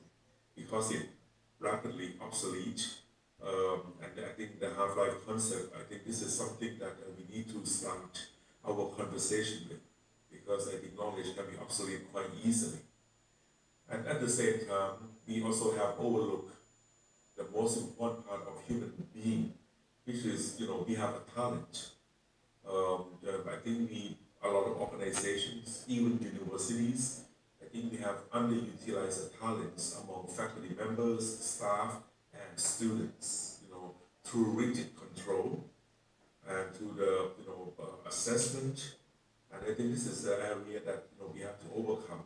I think we have a lot of waste in the private sector, in operations today, but the most important part, I think this is unused talent that we also have to recognize. Everybody has a talent. No matter how rich you are, how poor you are, how smart you are, how intelligent you are, everybody has a talent. And I think it is up to us to be able to utilize the talent and to make sure that we don't waste this talent. At school, I think this is something that we have seen over the years, even at the university. Okay? We see a lot of feeling of disengagement. Okay? We have school disengagement, universities. I think it results in dropout. Sometimes it's delays in class participations. Sometimes it's linked to the disruptions. And there are a lot of things that we have to recognize that in order to incorporate the half-life concept, in order to incorporate the ability to use the talents of people, I think we need to tackle one of the most critical part about learning, which is disengagement. Okay? I think there are two issues today in learning. One is disengagement. People feel disengaged from learning, and one is displacement. Okay? I just want to make sure that these two terms are not mixed because they are not the same. Displacement, we are dealing with people who have been displaced from learning, like people in Palestine who have been displaced from learning. And sometimes, even Indonesia, when you have natural disaster, a lot of children have been displaced from home due to the disaster, from volcanic eruptions, from flood, from other, natural disaster events. That this is another issue. Okay? But my research has been focusing on disengagement. Now people feel disengaged from school and how it's effect on learning. Definitely, I think this is something that we have come to understand for the past 50 years. How people really learn. Definitely, people learn from remembering, rote learning. So you remember things, you memorize events, you memorize facts, and by memorization, we do hope that student will be able to understand, explain what happened through the fact. I think we have a lot of facts, but sometimes it's difficult to explain why the facts are connected. Okay? But then we have to be able to apply what we understand. We have to be able to connect different ideas. We have to be able to evaluate and then create. And I think, science for all means we have to recognize the importance of science education. We're not teaching science education so that we have more scientists. Because for me, I personally believe that science is a skill for all. Okay? Science subject is for a few people, like all of us in the room who study science, engineers who have to study science. But then a science skill, we have to make sure that everybody at least learns and appreciates science skill, because I think this is something that we can do to help the environment. At the same time, we are at the university, so we focus a lot on formal learning. We have curriculum, we have classes, we have assessment, we have degree, we have certificates, we have evaluations. And so if you look at the formal learning, we spend a lot of money on formal learning. But you look at the outcomes, you look at the return on learning, is quite less, much less when we look at informal learning. We learn informally all the time. We don't have to go to class to learn something. Right? And we don't have, to be part of lectures to learn something. Okay? We can learn by observation. We can learn by understanding, what's going on around us. We can learn through peers, to mentor, to expert. Right?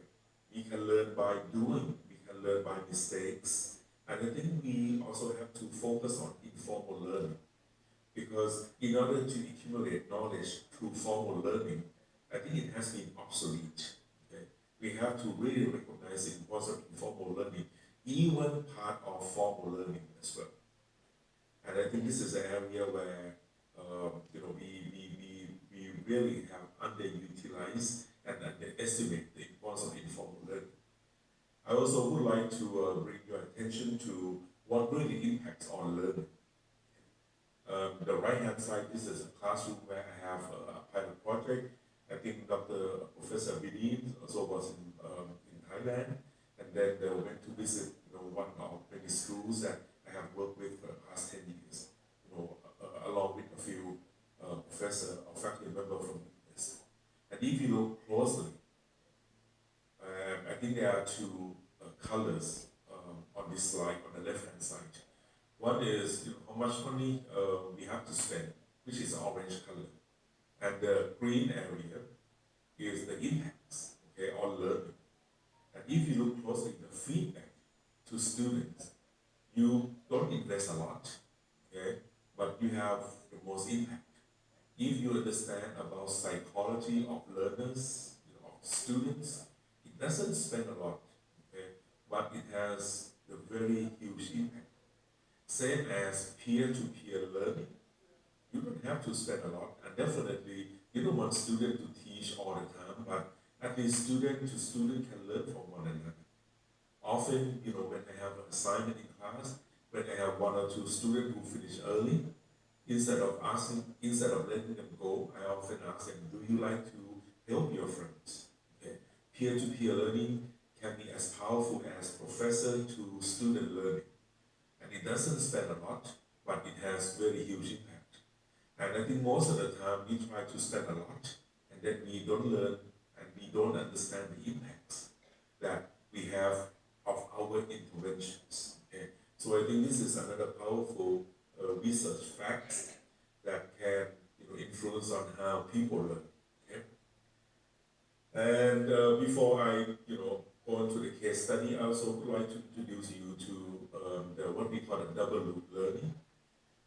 People often learn through feedback, but then what types of feedback people need in order to learn. Okay? And again, we need to understand what we do, right? How well we have done our work. Definitely feedback, can be part of good job. You don't have to have a formal feedback. It can be a good job. Hey, I'm impressed with your work. But at the same time, we also have to recognize, why students do what they do, okay, or why we do what we do. I think definitely sometimes students don't pay attention in class. We have to understand why are they doing like that. Definitely, we should not rush to the judgment that when students don't pay attention to class, it means that the students are lazy. Maybe they have certain reasons to do that. Maybe they have to work at night. Maybe they have to help the family. So I think we need to also understand why we do what we do. And don't forget that there are a lot of students, okay, who feel disengaged. Sometimes they feel like no matter how hard I try, I do not do well. So why should I try? Right? And I think this is a critical part of how we promote learning. And again, if you want to create human resources, like the theme of the conference, we need to recognize the importance of the learning. And for me, it's much more important than the knowledge itself, because knowledge can be obsolete. What the knowledge I had 10 years ago, I probably hardly use it anymore, especially during the business discussions, because 10 years ago, the knowledge that I did acquire has become obsolete. And that's why we need to recognize, why students learn, how do they learn, right? And I think feedback played a very critical role. So when you design a feedback, you have to think about the two questions. What students do, and why students do what they do. And then the feedback should correspond to these two questions. I'm just going to introduce you to my case study at Bangkok Metropolitan Administration. I think in Thailand, we have different layers of school. Okay? We have a very advanced school like university teacher training, like in UNNES. I think it's very, very excellent. It's very well recognized. We also have, a school which is located and is, in Thailand, is under Ministry of Education. And then in Thailand, we also have Ministry of Interior. Okay, local government also provide education services. And I think they are at the bottom of the society. If you look at the students who, have been neglected, have been left behind, many of them also belong to Ministry of Interior, and Bangkok Metropolitan Administration is part of Ministry of Interior. And, but then, like I said, science is for all. If you want to promote environment, like the theme of the conference, you have to understand that science for all, not for few. Okay? How about engineering? Many of you who are in this conference are scientists or engineers.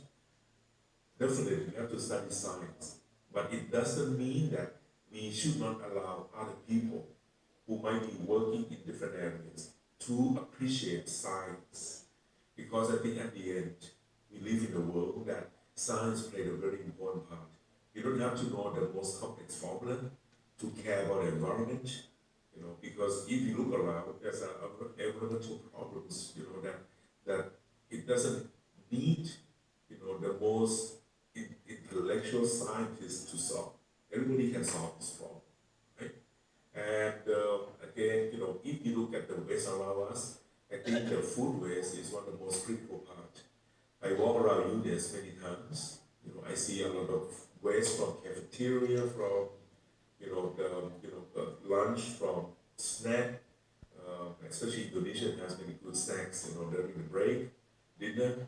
I think this is an area where we can throw it away, create a problem, or we can try to solve it. So I think this is the examples of the case study. We have the water pollutions. Okay. Definitely, we want. When we did the case study, we would like to make sure that the student feel like environmental problem is something that we can do, we can work on, we can solve, we can be part of, we can be responsible. Okay? We don't have to wait for the most smartest person, the most intellectual person to solve for us. We can do it, it can be part of learning. And we can add oxygens. How do you know that we have enough oxygen in water that we grow flowers? Okay? Because of many of the students whom I have been working with, they come from poor family. That's why, when we use, treat water which was treated to water, that we have to grow the flowers that it can be sold in the market. We also have to recognize that there are a lot of knowledge, a lot of skills that we can put and make sure that they are part of learning, like mapping, teamwork, okay, knowledge sharing, peer-to-peer learning. It can be part of it. I think this is another example that we did. We have dry leaf. In the past, we burned the dry leaf, okay, create air pollutions. Right? That when dry leaf and food waste that you see in the middle, hey, we can mix and then we can make fertilizer. Okay? Because fertilizers, you need to have knowledge of physics, chemistry, biology, and mathematics. Okay? And it allows students to work outdoor. Remember the classroom that I showed you earlier? It's difficult to learn in this environment. So we allow students to learn outdoor, create something that they can sell in the market, and then they can work as a team. Okay? So that's a lot of skills, that's a lot of fun involved with learning about the environment.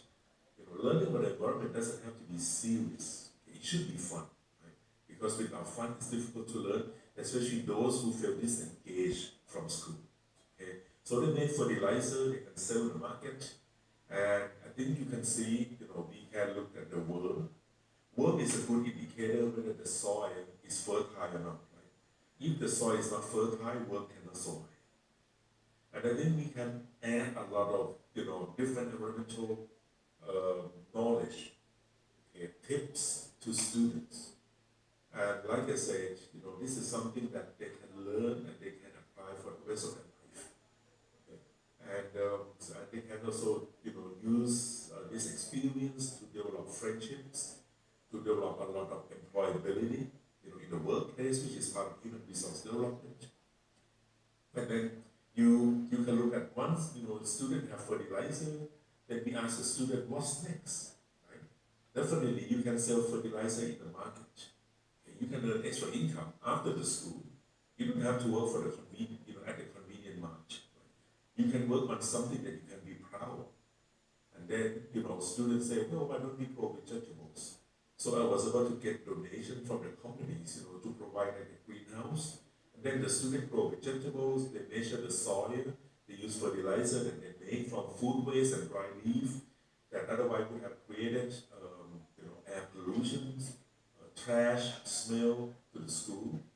And eventually you have vegetable that you can, sell to market. So the student not only sell fertilizer, but also sells fresh vegetables to the market. Okay? And I think they're quite happy. And at the same time, we are able to bring in business community. Don't forget business community, like Shepherd Congress, they like to get involved with this type of activities, and they are willing, to sponsor. They are willing to allow the student to sell the products to the market, and I would like to highlight a few things based on my case study.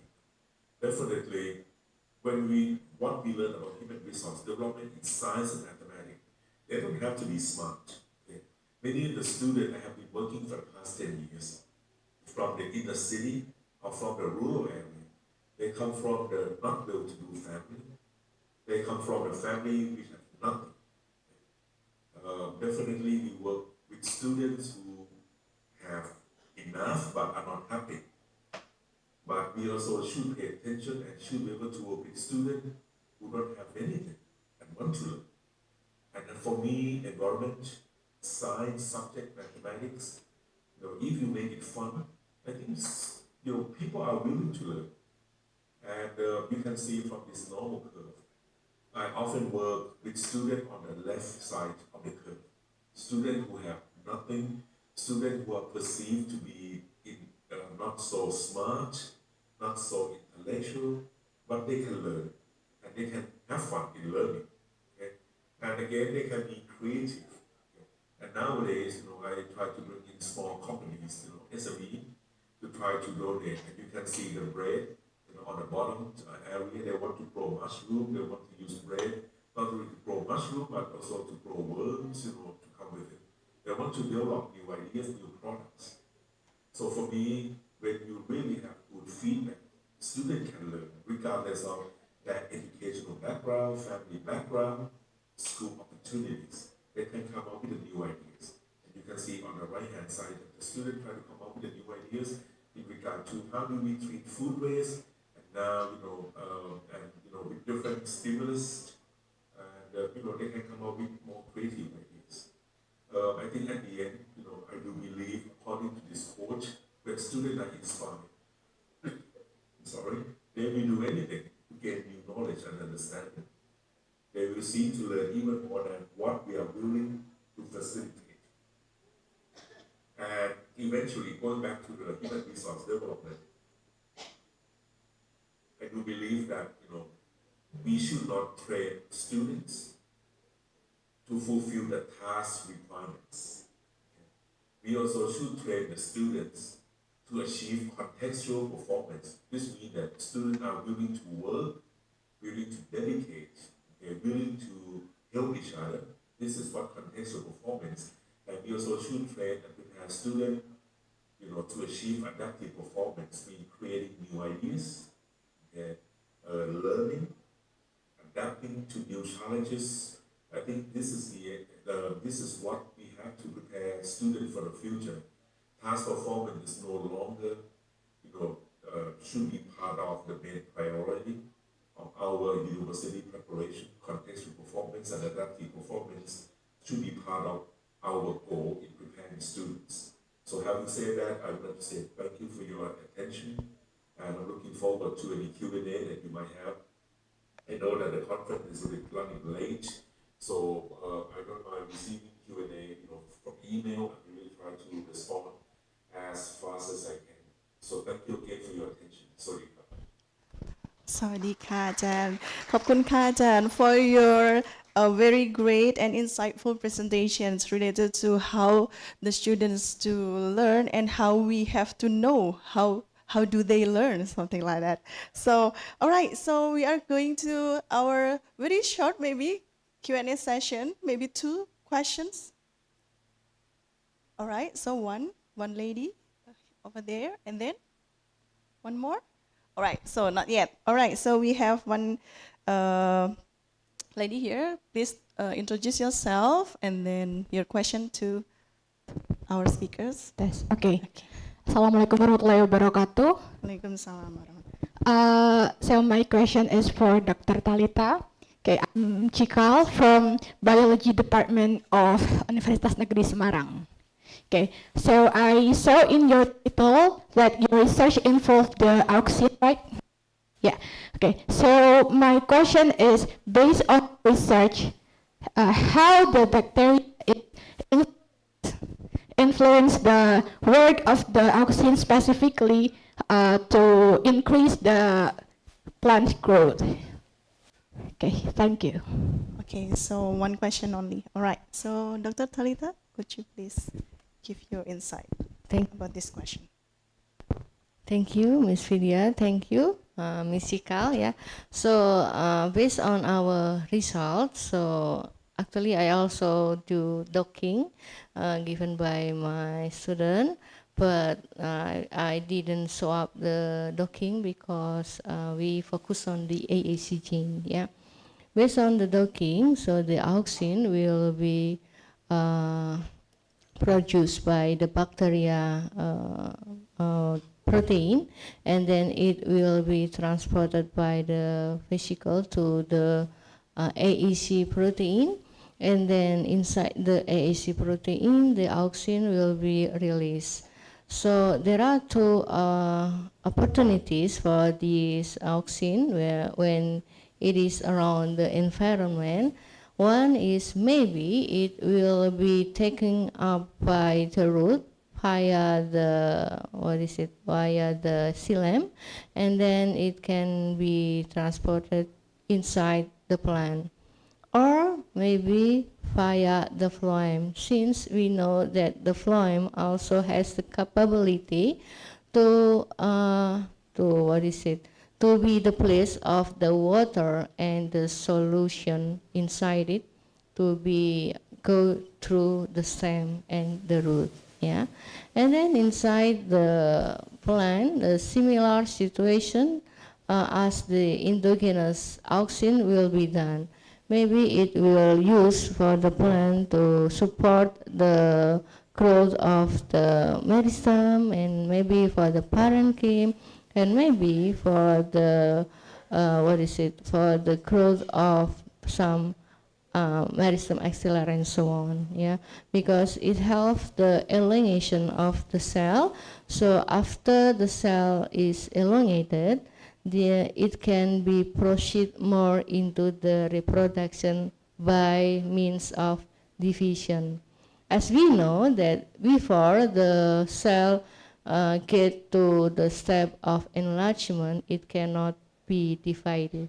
Yeah, so that's maybe the question. I hope it is quiet enough for you. Thank you. Okay, next question. One more. All right, so we have one lady there.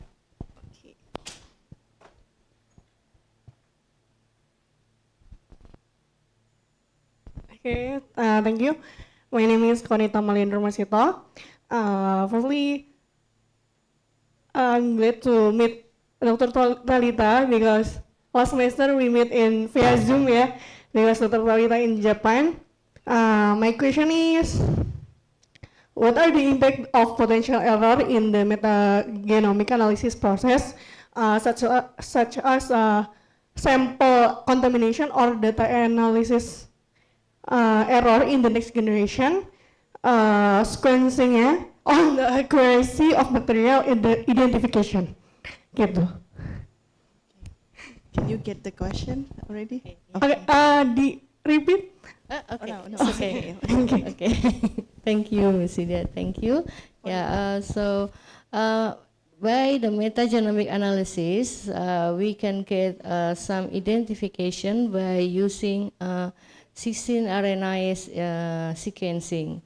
So based on the result, we will so we didn't do this by ourselves since our laboratory is not quiet enough. So we send it into the Genetica Science, that is a laboratory with the capability to do metagenomic analysis. So they will do some profiling based on the electrophoresis and so on, and also from the DNA porosity, and then we also then cut data, yeah, so to remove some debris and to remove some some sequence that is not needed for the process for sequencing. So based on this result, I mean It is enough, quite enough, because maybe the probability of the succeed is around 80 to 90%. Yeah, so it's okay. Okay, thank you. Okay, so no more question? Is there any? All right, so because we are approaching our lunch time, Ajahn Kongkiti, maybe I have one very short question. Based on your experience, this is my personal question related to your research. What is the best evaluation tool to measure the students' activity while they're learning? I think in order to evaluate student learning, first of all, for me, I use peer-to-peer learning, because a student, they learn, then instead of having to put what they learn in the examination, which is very rigid, then you allow them to share their experience with others. And for me, when we evaluate students, as a faculty member, professor, you have to provide opportunities for students to show what they know. In order to show what they know, they can come out with new products, they can come out with new ideas, they can, demonstrate their understanding when they share the knowledge with others. So I have sponsored a lot of peer-to-peer learning. I also try to involve the private sector, the SMEs, small medium enterprises, to come and encourage the student to exceed what they learn in class. I mean, for my pilot project, I work with students who are at grade 10 to 12. In other words, they are 15, 16, 17 years old. So they're not going to university. So in order to force them to get good grade, it will not work, because they don't have money to go to university. So they pretty much go directly to work.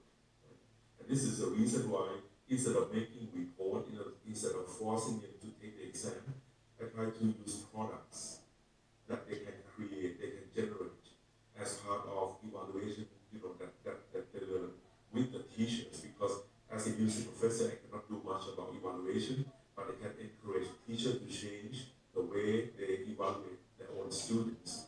So I use product, I use new ideas that students generate, I use ability to share the experience with others. So I use activities as part of the evaluation process. All right, so project-based learning to make the products for the learning outcome is the best one, based on your experience. All right, thank you very much, Ajahn. All right, so if we are going to the end of this agenda, if you have questions to our speakers, you can drop your questions to their email. All right, so they are very welcome to receive your questions. And as we come to the end of this plenary session, I would like to extend my heartfelt thanks to all the speakers for their valuable contributions, and to all participants for your very active participations and active engagement. We hope you found that this conference, this session is very informative and inspiring. All right, so please join us for the next session on panel session after the lunch break, and enjoy the rest of the conference.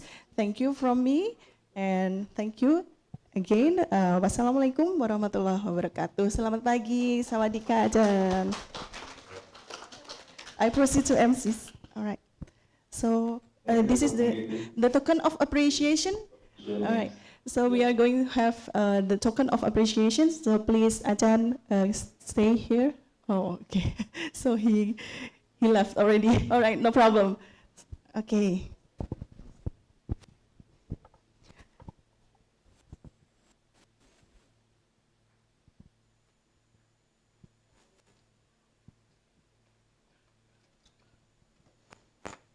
As a token of our appreciation for their invaluable contributions, we would like to present the following keynote speakers and moderator with token of appreciation that will given by Professor Dr. Edi Cahyono, Dean of FMIPA UNNES. For their outstanding presentation, please join me in recognizing Talita Widiat Ningrum, PhD from the Department of Biology, UNNES, Indonesia. Professor Dr. Mokhairuddin from the Institute of Nanoelectronic Engineering, University Malaysia, Perlis, Malaysia.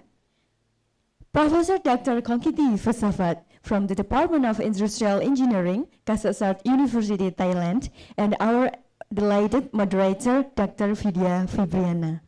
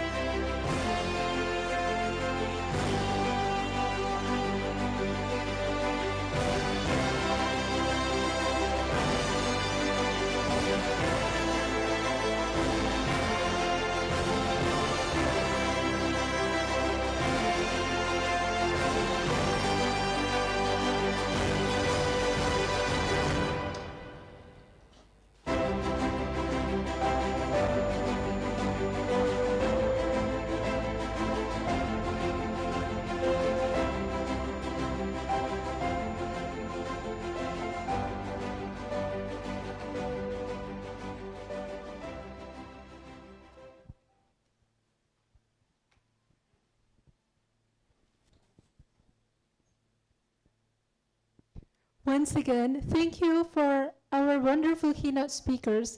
Your presentation were inspiring and thought-provoking. We're grateful for your willingness to share your knowledge and expertise with us. Ladies and gentlemen, as we come to the end of this inspiring and productive conference, I would like to extend my heartfelt gratitude to each and every one of you for your participation and engagement.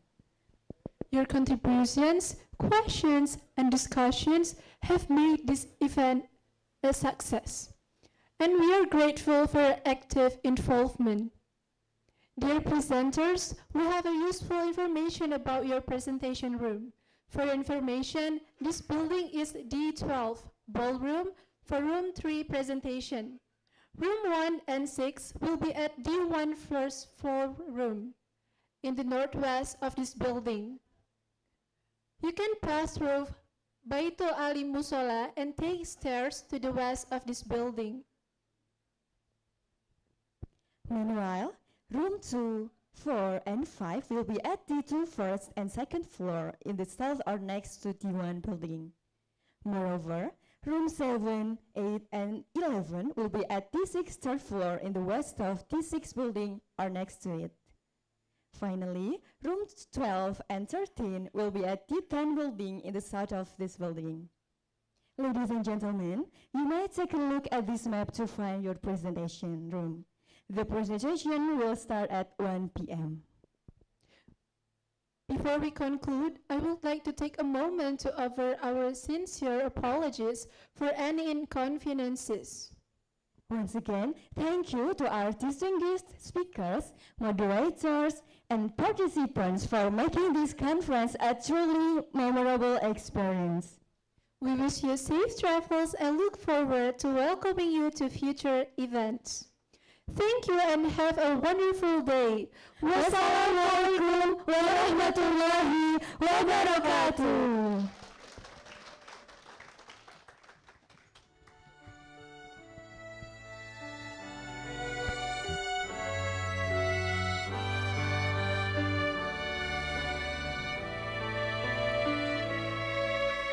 Not sure if you know this, but when we first met, I got so nervous I couldn't speak.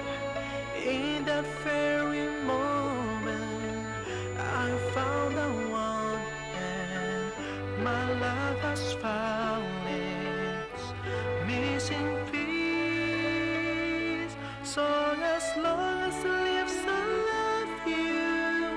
Will heaven hold you?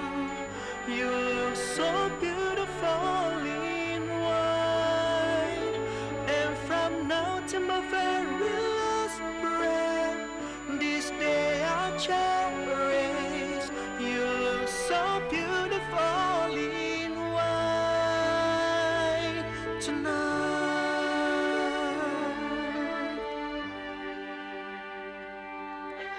What we have is timeless, my love is endless, and with this ring I say to